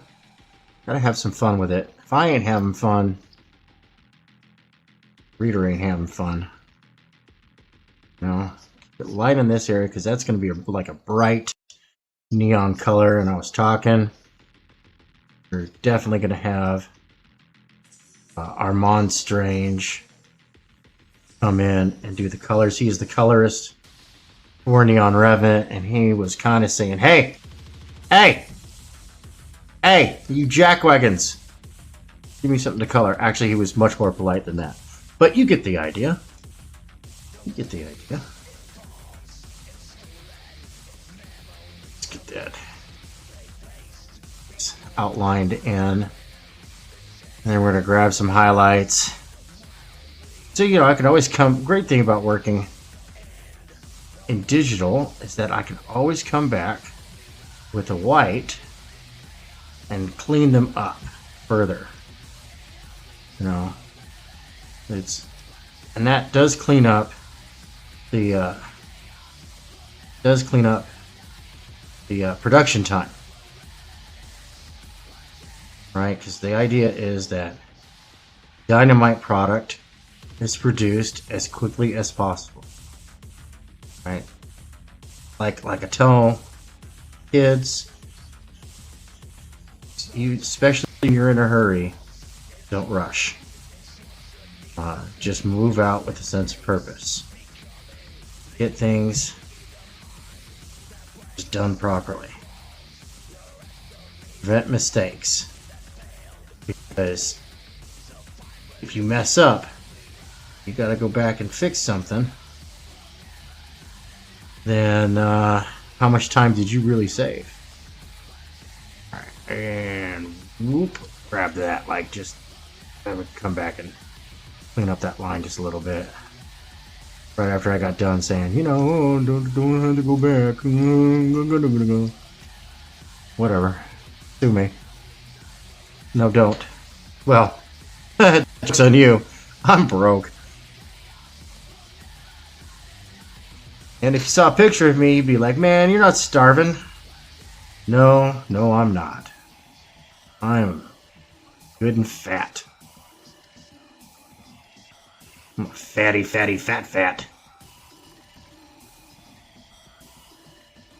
Which, you know, does give me, I mean, I can't, you know, necessarily use the term like lardo. I'm not that fat.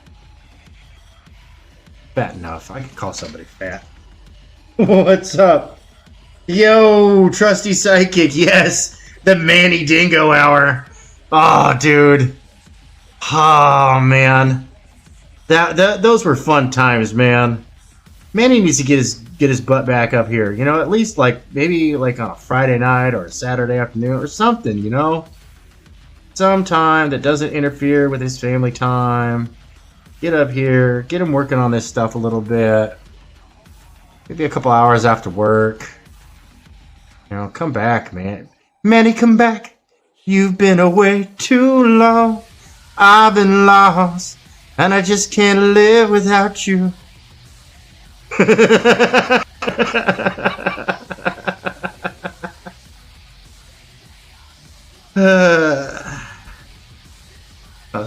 Yeah, speaking of clippable moments, oh my goodness. The Risey Fappers are going to be clipping me pretty hard. It's going to be hilarious. I may have said a few things. I may have spoken my mind. I may have commented on shenanigans.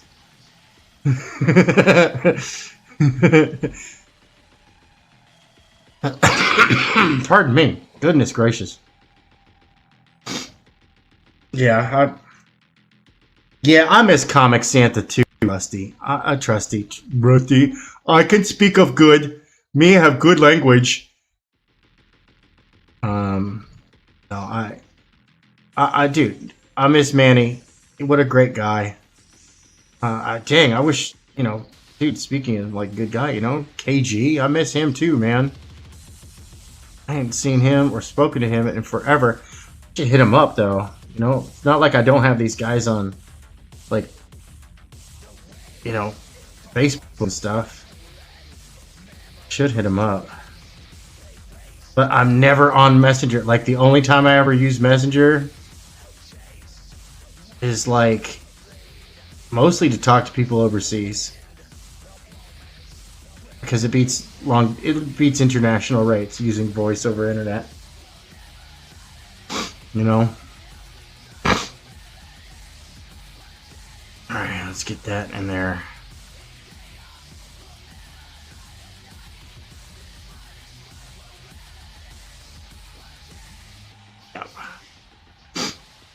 I'm gonna start blotting.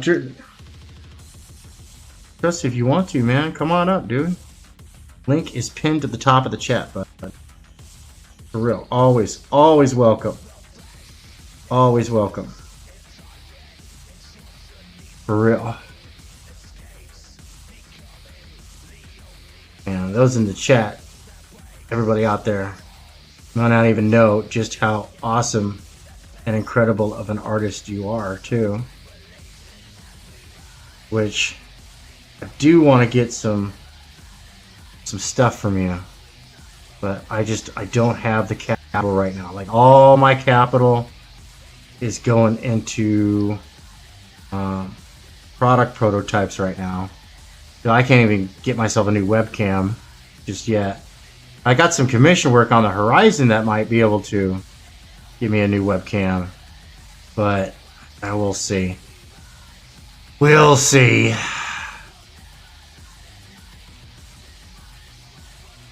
we'll see. I got some fan art going out soon too, so hopefully that will net some more business. I just don't have a lot of time for commissions. I'm contracted to do. I'm contracted to do some work, you know. So my time is bought and paid for.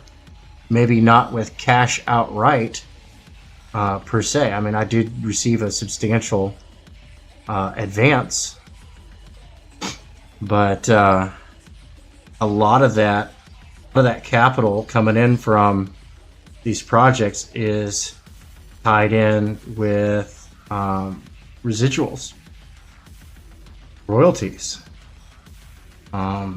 merchandising, products, stuff like that. So I'm invested, I've been explaining, you know, I'm invested in Neon Revenant. I'm banking on it. Dude, it's not the only thing I'm banking on, but dude, for real, how much time it's going to take me to get everything done for this? Like, that's a lot of time. A lot of pages. I mean, I gotta look at the script and see what we got going on there. I think it's 57 pages, I think it is, for Neon Revenant. A good story. Got a good chunk. And here soon, I'm starting on all the layouts and the breakdowns and whatnot. So, like, there's stuff going on there. I wish I could. Oh, start prepping dinner. Dude, I feel that so much. That hits so close to home. I'm so glad that I'm not cooking dinner tonight. My son, my 14, soon to be 15-year-old son, is making his signature spaghetti for dinner, and he takes pride in that. So I'm happy. I don't have to cook.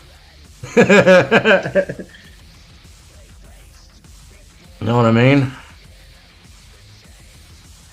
But yeah, no, I feel it. I feel it. Especially if you got a yummy dinner planned. It's that's time consuming. Make sure I got anti-aliasing off. Good.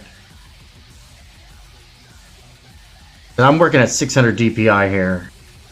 So 16:9 at 600 DPI.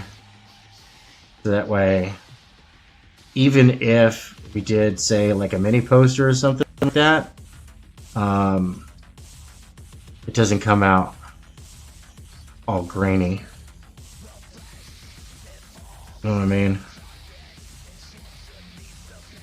Oh, yeah. There we go.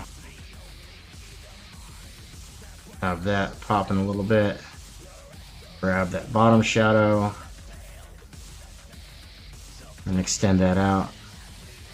Hey, like I said, I can always come back over it with the white and clean it up a little bit.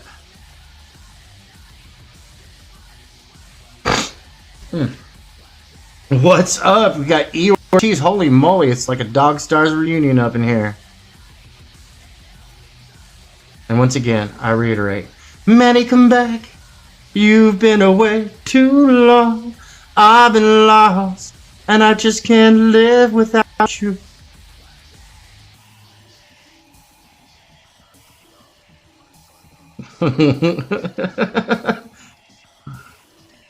Yeah, dude. Just working on this Neon Revenant piece right now. King Leak really liked the one picture I did. He was like, I want to use that for a promo. And I was like, oh God, no. Let me do it a good one. So, let me zoom out. Show you guys what I got so far. Alright, and this is the original that I did. Just kind of like as a warm-up. Like real dirty. So I wanted to do something proper on this. Get this done right. And of course, E. Ortiz, the original host and creator of the Digital Bullpen. I carry on the legacy and keep this place open for anybody who wants to come up here and get some work done. You want some stuff you want to show off? You want to come talk about your project you're working on? Something, maybe you got a crowdfunder going on? Come on up here, man. That's why people come by. They want to see some sausage making, right? It's a real sausage fest, even when the panel's full of girls. Who am I kidding? There's never any girls. Alright, grab these highlights here. You got some wrinklies. Carry that over that. First, once it's all like blacked in and everything, once I spot the blacks on this, there'll be some changes. Oh, there'll be changes. Oh, there'll be such changes. I know what the changes are. Be so changey.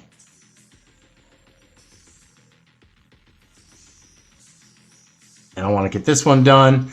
I want to finish up that piece for Rex. I talked to him about the design ideas that I have for it, and he approved. So we're going to move ahead on that piece that's commissioned for him. I'm going to get him some digital art, and then we're going to get him some stuff for some physical art that he can resell or collect as he deems fit. You know, the idea is that the option is there. See, this is one of those areas where it's like, it's kind of muddy. It's all right, no worries. We can come back with the white pen and clean it up. I'm not so worried. We had Dinah for a while. It's true, we did have Dinah for a while. Man, we had some cool people back in the Dogstar days, man. We did. We had some cool people. Alright. I'm contemplating some stuff to this, and I almost want to like just save it for another picture. I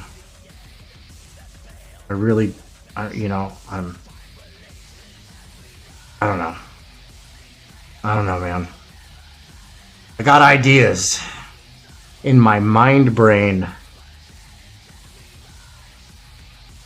As much as I try not to use that thing, sometimes it just cannot be helped. Pardon my sniffliness. I am of the allergies to the pooch. I love that pooch. That pooch is gonna end me.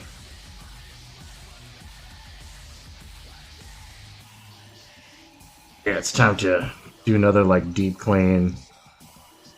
I think I gotta change the air filter for the purifier. No one else has any allergies. None of my kids got my dog allergies, which is, it's interesting. None of my kids got dog allergies, which I am very, very happy about. For real.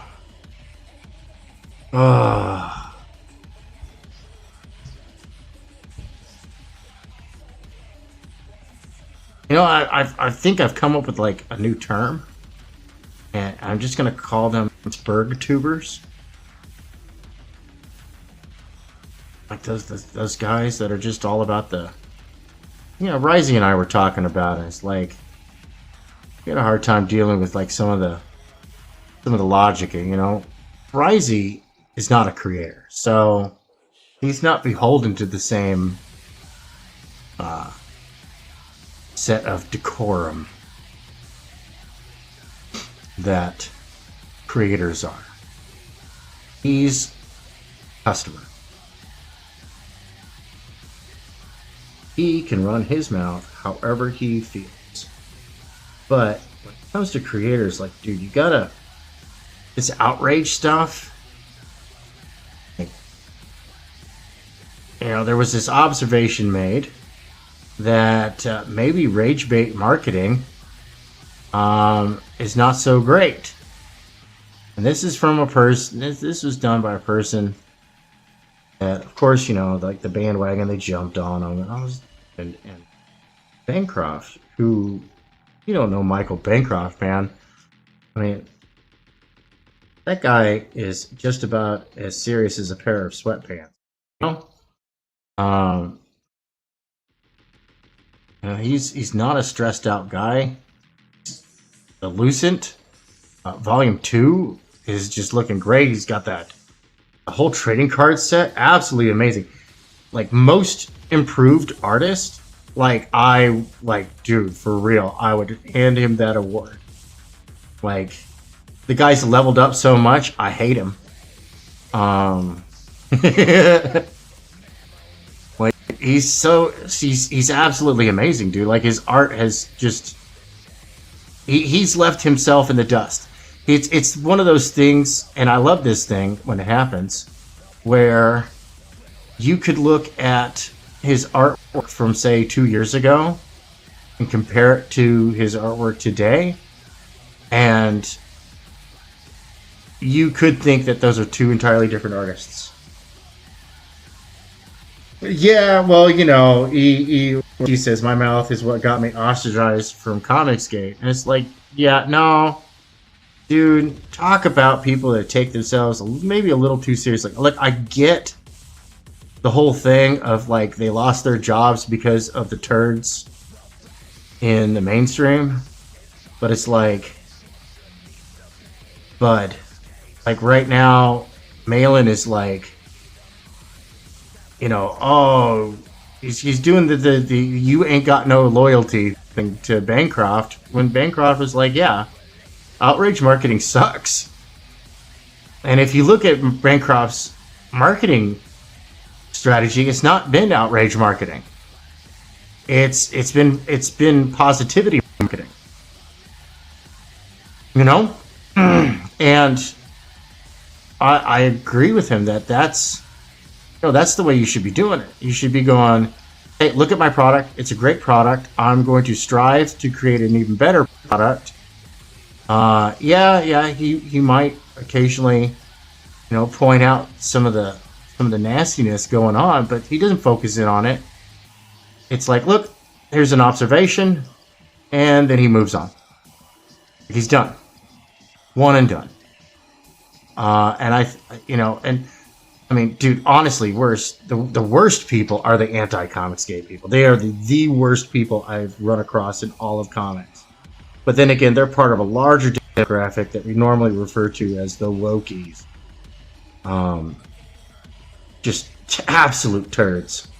Horrible, mean, spiteful people that, you know, I just, on regular, I just want to just look at them and go, what is your damage, Heather? Like, for real. I'm like, dude, yo. You know, they play from the playbook of everybody I disagree with is literally Hitler. It's like, yo, dude, that's such a tired take, bro. Like, for real. The lawn is over there.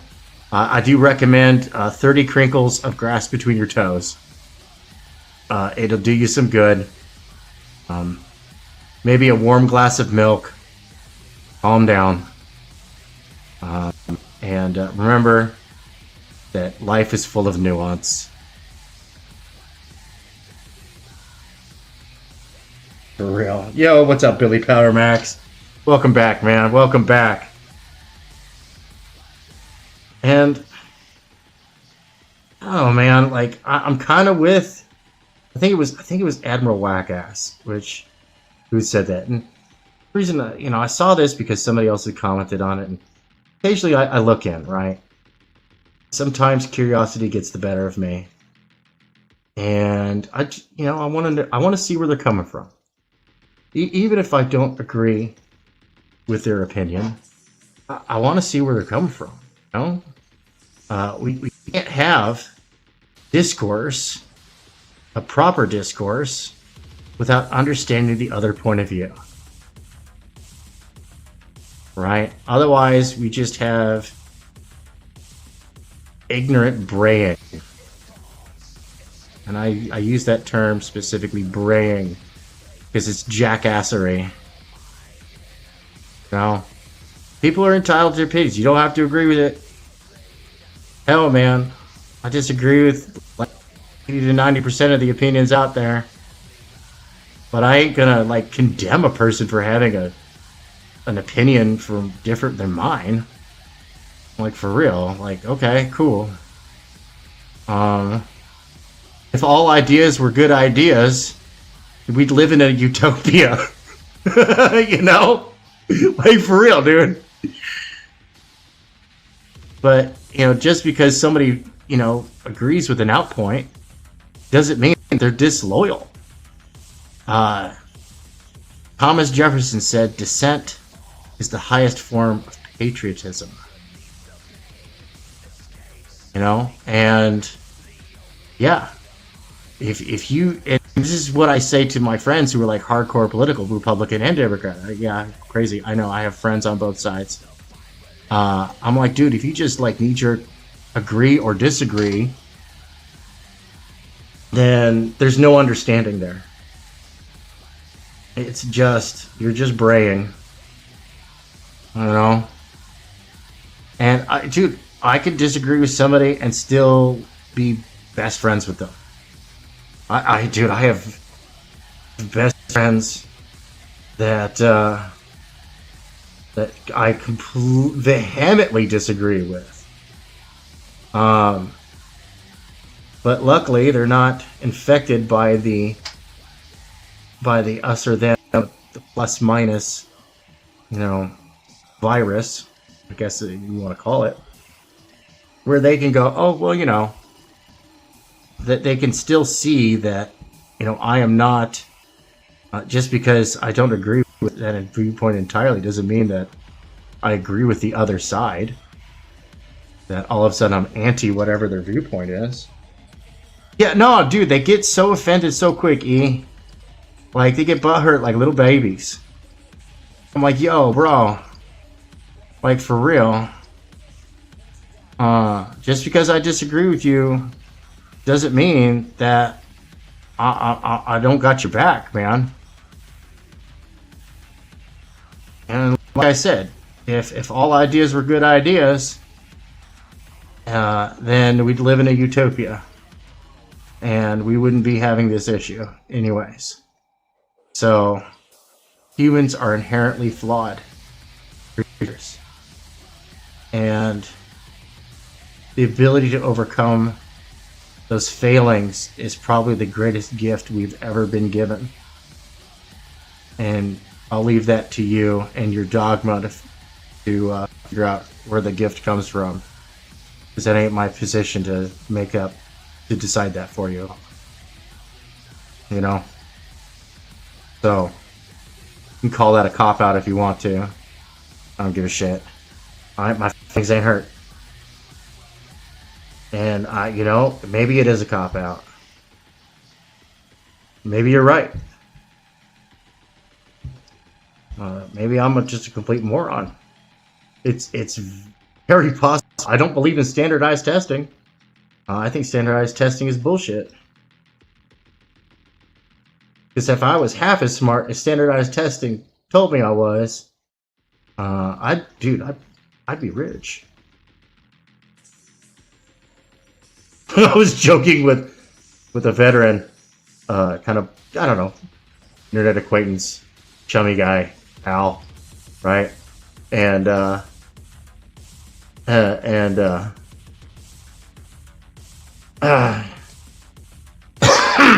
and we were, I made some comment as to me having an egregious number of children, and of course I over exaggerated it. And he goes, man, you're just like Elon Musk. I'm like, yeah, we're like twinsies, only he has all the money. And then I went, and now I've made myself sad. I had no idea where I was going with that. Whatever. Sometimes my stories are like a brand new pencil. Long and pointless.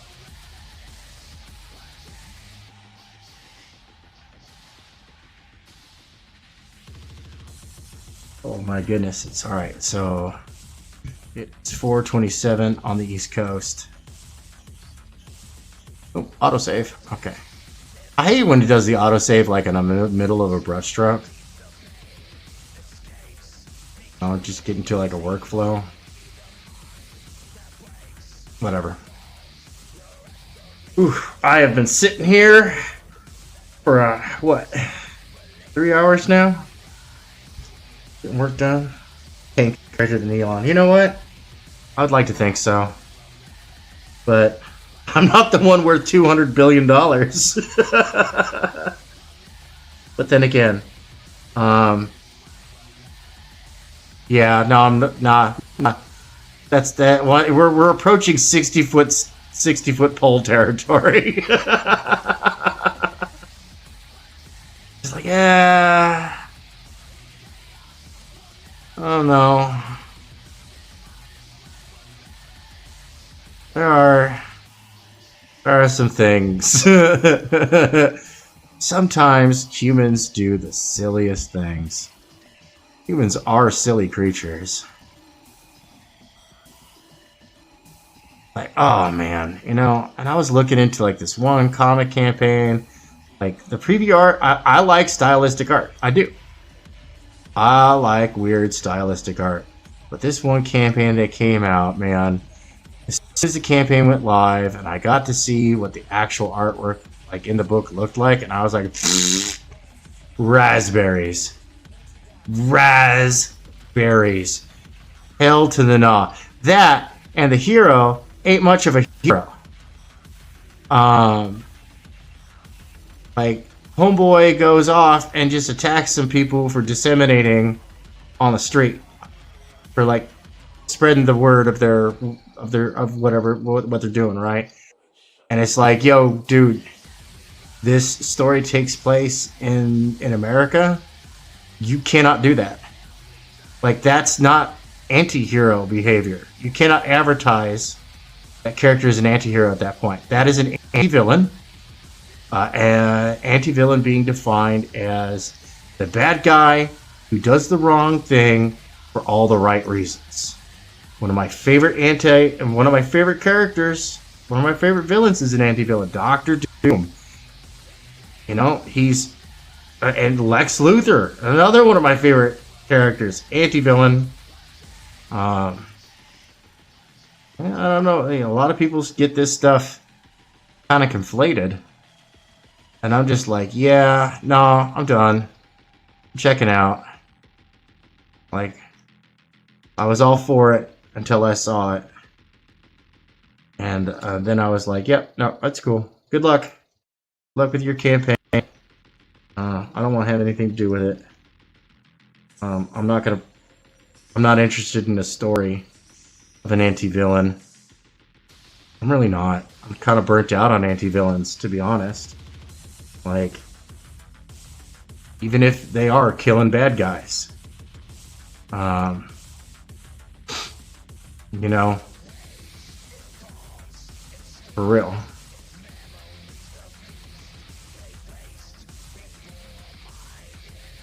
But when innocent civilians start getting caught up, even if it turns out that they were bad guys out after all, they weren't known to be bad guys when the beatdown started happening. And I, you know, just cannot abide. You know, screw that. Bo Reconnier. You know, dude, we do need some Bo Reconnier. Please write it, dude. Like, for real, man. You have no idea how many resources I have at my disposal that we can get working on that pro rata, right? like a piece of the pie.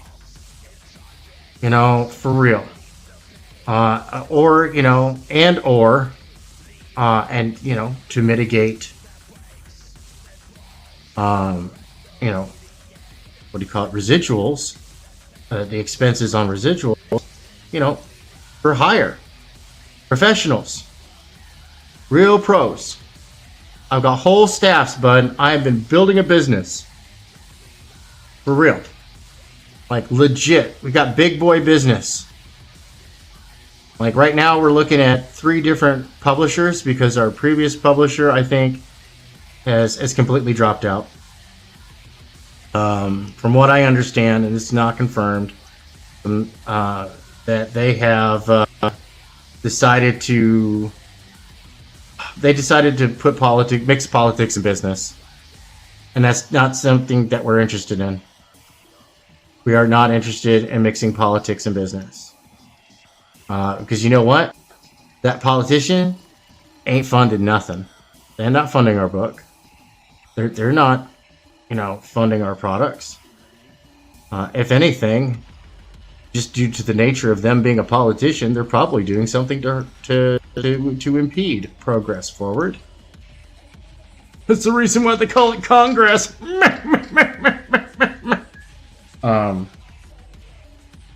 But no, for real, I've got like professionals. You tell me what you need to make that book happen. If you need a ghostwriter, we got it. If you need a writer, we got it. You need an editor, we got tons of those. Got those coming out my ears, man. For real. We got tons of that stuff. So you tell me, you hit me up and say, hey, I need X, Y, and Z to make this happen. Make an administrative list, an admin list, right? For a list of priorities, a list of things that you need. You know what? And you don't even have to make me the administrative list. Just give me a list of things that you need. And we will start working on getting that stuff put together. Because, dude, honestly, that's a moneymaker. I think it's a moneymaker. It plays to a lot of audiences. And a lot of growing audiences and stuff, man. I think a lot of people would really enjoy it. Dude, I've got access to localization services, right? I've got access to all that stuff. For real. I do. Oh, okay. I gotta fresh my hand for a second. You need it all. Okay. The good mix of character. Yeah, no, dude, I remember back in the day, dude, that was looking keen. Gosh dang it, and now I see what's wrong with the pistols. Now that I started inking it, I see what's wrong.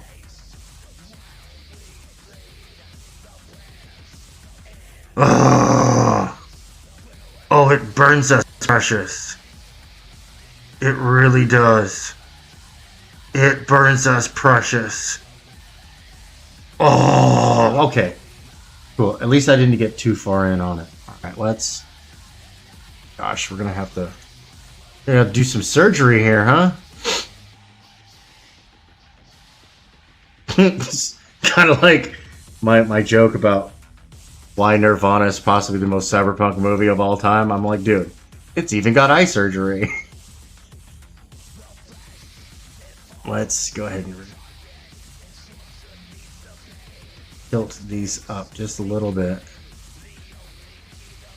Yeah. I'm gonna have to fix that. Okay. Okay. I'm gonna go grab the other one. So make sure I got the right modifier on my select tool.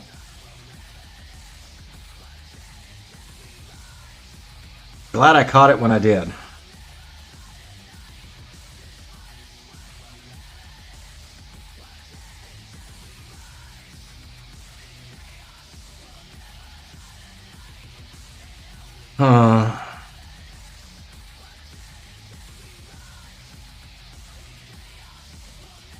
Okay.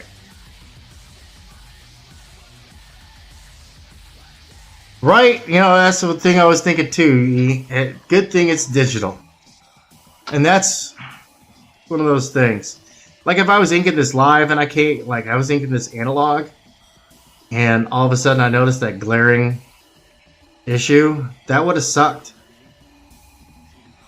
I mean, I could have just redrawn the pistols, because like I just did right there, and yeah, that would have taken a lot more time than what we just saw. But I'm not gonna nuke the pistols right now, because I'm recording a time lapse of this. Oh, all right. It is 4:48 or 4:38 on the East Coast. Do you still have my celly? I don't know, man. I honestly don't know. Text me. See what I did there? Now that's that's what we call a cop-out. Somewhere, I think I do. Do it. Speaking of timelines, how's DaVinci's Resolve? Dude, thank you so very much, E. Ortiz, with your DaVinci's Resolve. I love that program. I've been playing with it. Like this, here, I'm gonna throw up, I call it anime puke. But I got like this put together from a whole bunch of different anime clips. Like I threw that together so fast, got rid of the audio tracks, and just like, so when I'm like, let's see here, let me grab another layout here. Say like, here, I'm gonna present. Let me share a video file. Let me see what here. Say I wanna share. It's loud. Shut up. Okay. So say I want to do something like this, right? And it's like, okay, cool. You know, it's got the little character off in the corner and whatnot, or you know, I've got the shared screen over here.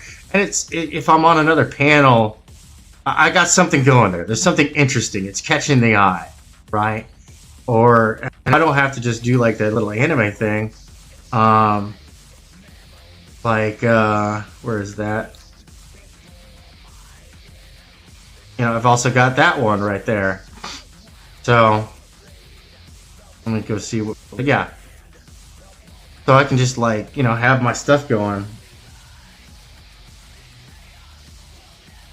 Yeah, no, dude, it's been so long since I've texted you, and I've changed phones. So my old phone, I can't even get the screen to work. Like it just decided to up and give up the ghost one day. And that was one of the reasons why I just kind of like went into my shell, man. Was like, dude, I got to reevaluate the way I'm dealing with life, because I ain't doing it right. You know? But yeah, no, I can get funky with Cheese Whiz now. And just get real funky with, oops, wrong button. Get real funky with the Cheese Whiz. Slap up this. There, where's my thing? There it is. Or do like, booyah! Art O Rama. Look at all them speed draws going on right now. Yeah, phone iterations. I dig it. I absolutely do dig it. Yeah, thank you. Yeah, thank you, man. No, I'm really liking it. Been very easy. Like I'm familiar. Like thanks to OpenShot, you know, I'm familiar with beating my face against a brick wall. So using a hammer and chisel with the brick wall has been a lot nicer.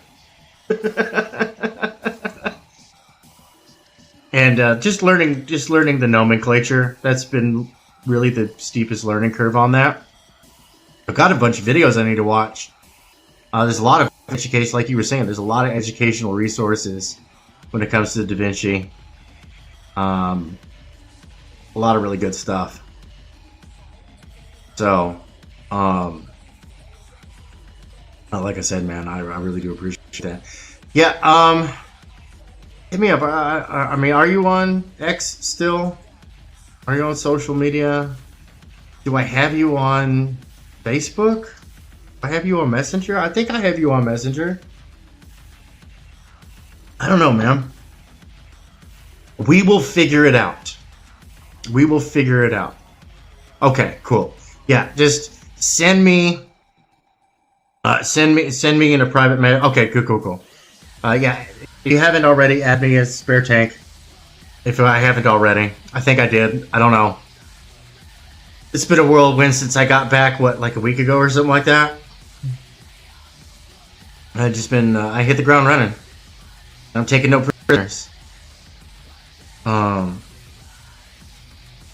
Taking no prisoners, man. I'm working on, like, yeah, I've got this. Oh my gosh. No, that's not the one I wanted. No. Bad computers.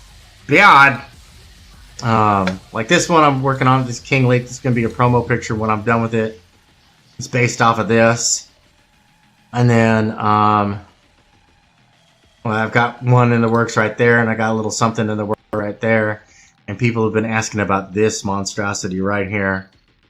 This 3 foot by 4 foot, 600 DPI picture that's got every creator that has come on my channel and come hung out, and we talked about their project, like Dave Brink and Tommy Mark and Brian Kriskow, Hex Allen, so many people, Pedro Ang, like, dude, it's like so many creators, so many awesome characters. And I look at this from when I started, and it's like, dude, my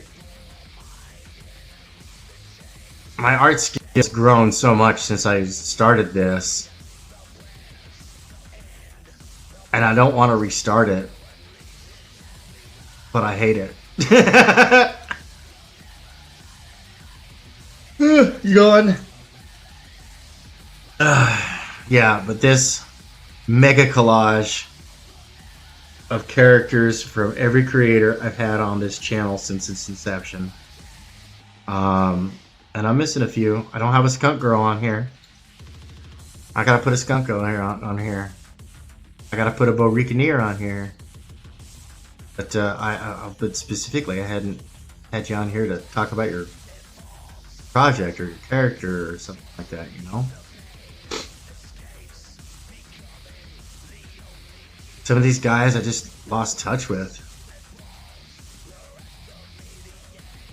And of course, the cursed spot.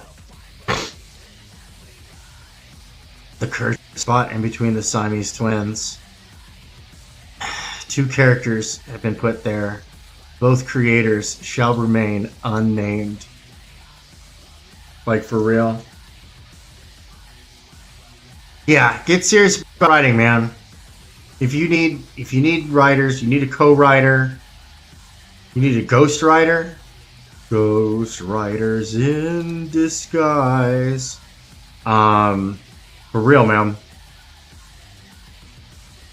Well, dude, if you're not a writer, but you're a creator, that's when you hire a writer. You know? And we can get writers. In fact, actually, speaking of writers, Brian Kriskow, Six Gun Gorilla, his schedule just got freed up. I don't know if he's been scooped up already. But I'd talk to him. For real. I'd hit him up. You know?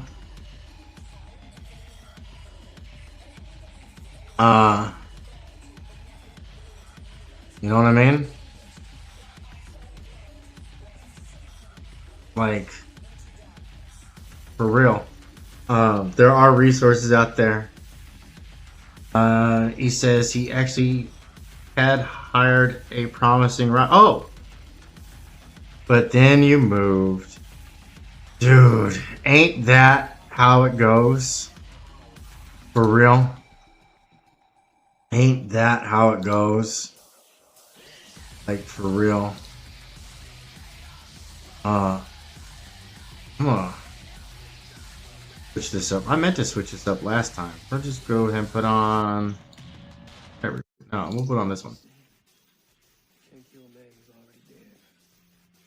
You know, no dead space. Got some music.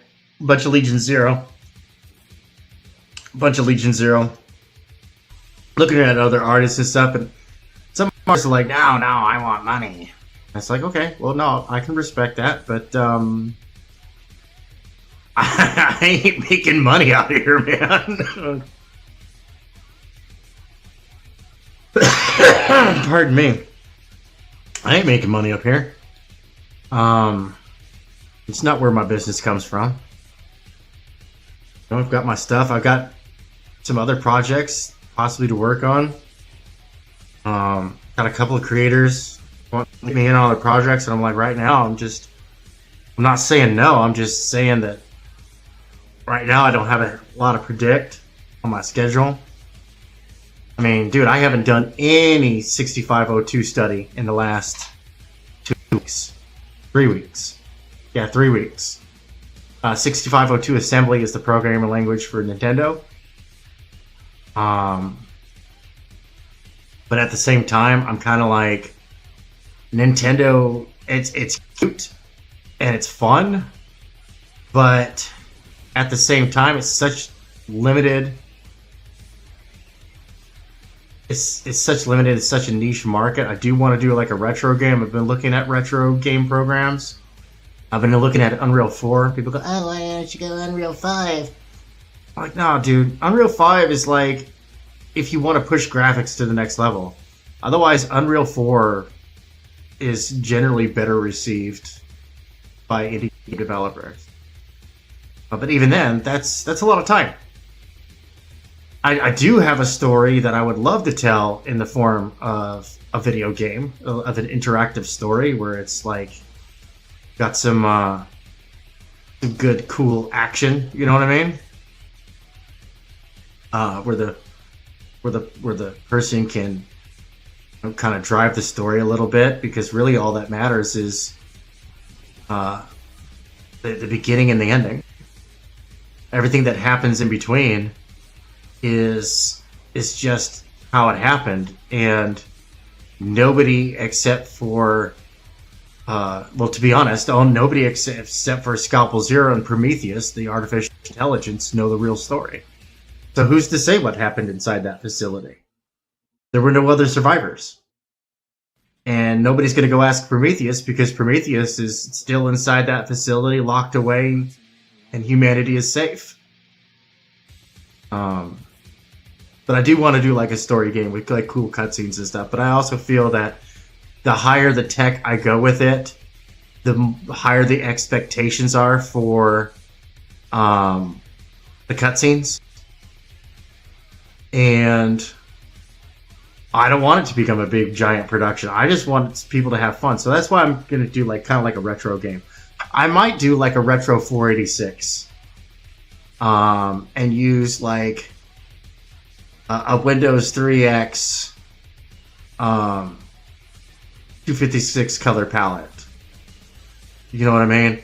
And that way it also would translate over to, say, Super Nintendo ROM or Sega Genesis ROM, which, you know, Super Nintendo ROMs are there. Dude, I was just surfing a site the other day. I got myself, I mean, I have emulators on my computer. And that's something you could play on your phone. You know, you could take the ROM, which is a really tiny file, slap it on your computer with an emulator, which once again doesn't take up a lot of space, and for $5 to $10, you get a full game that's got a full experience that provides a couple hours of gameplay, and you know, it's portable. You take it with you, replay it. Replayability is a big factor for me. So I don't know. We'll see it. I'll market it. I'll shop it out. But the thing is I did not finish the game in time for the new year, so it's like, nope. My focus is Neon Revenant, getting stuff done for the Flyer, and then my fans are beating me about my face and neck for a Scalpel Zero book. Like, they're like, dude, get the damn book out. And it's like, okay, no, message received. And then maybe later this year, I'll start working on some other projects. Like I said, I got a couple of like really cool creators that have some really neat ideas. And one of my priorities, though, before any of these other guys get in on stuff, like I got something that Pixel Trader and I are going to be working on, and we're developing like a whole art style and feel and stuff like that. And I recently started chumming up with a wild artist, and like we hit it off, man. It's like, dude, did we just become best friends? No, it's a joke. I'm kidding. Don't even know the dude. But I'm just saying, like, we started chumming it up, and, you know, I dig it. And honestly, it's kind of inspired me to kick off the training wheels and the front wheel and just, you know, hot rod that bicycle down the street at breakneck speed. You know, just gets funky silly with it. And that's one of the things that this next piece of fan art that I'm going to be doing is about. So anyway, everybody out there, thank you very much for joining me. Yeah, no, you've been waiting on Scalpel Zero, and I owe you guys. I have so many stories, you know, they're like stories. It's not just like, oh, I got a character in a world, and then there's this character. And it's like, no, dude, I've got full stories. The hardest part of bringing that character to print has been, where do I begin? Right? Holy moly, where do I begin? Because this is one hell of a ride. Not only is it, you know, this dynamic story with twists and turns, and as plot twists come out and whatnot, I can be more open about what I say about the world and this character's certain point of view. And on that note, go on, head on over to Devil Flyer Momentum Comics.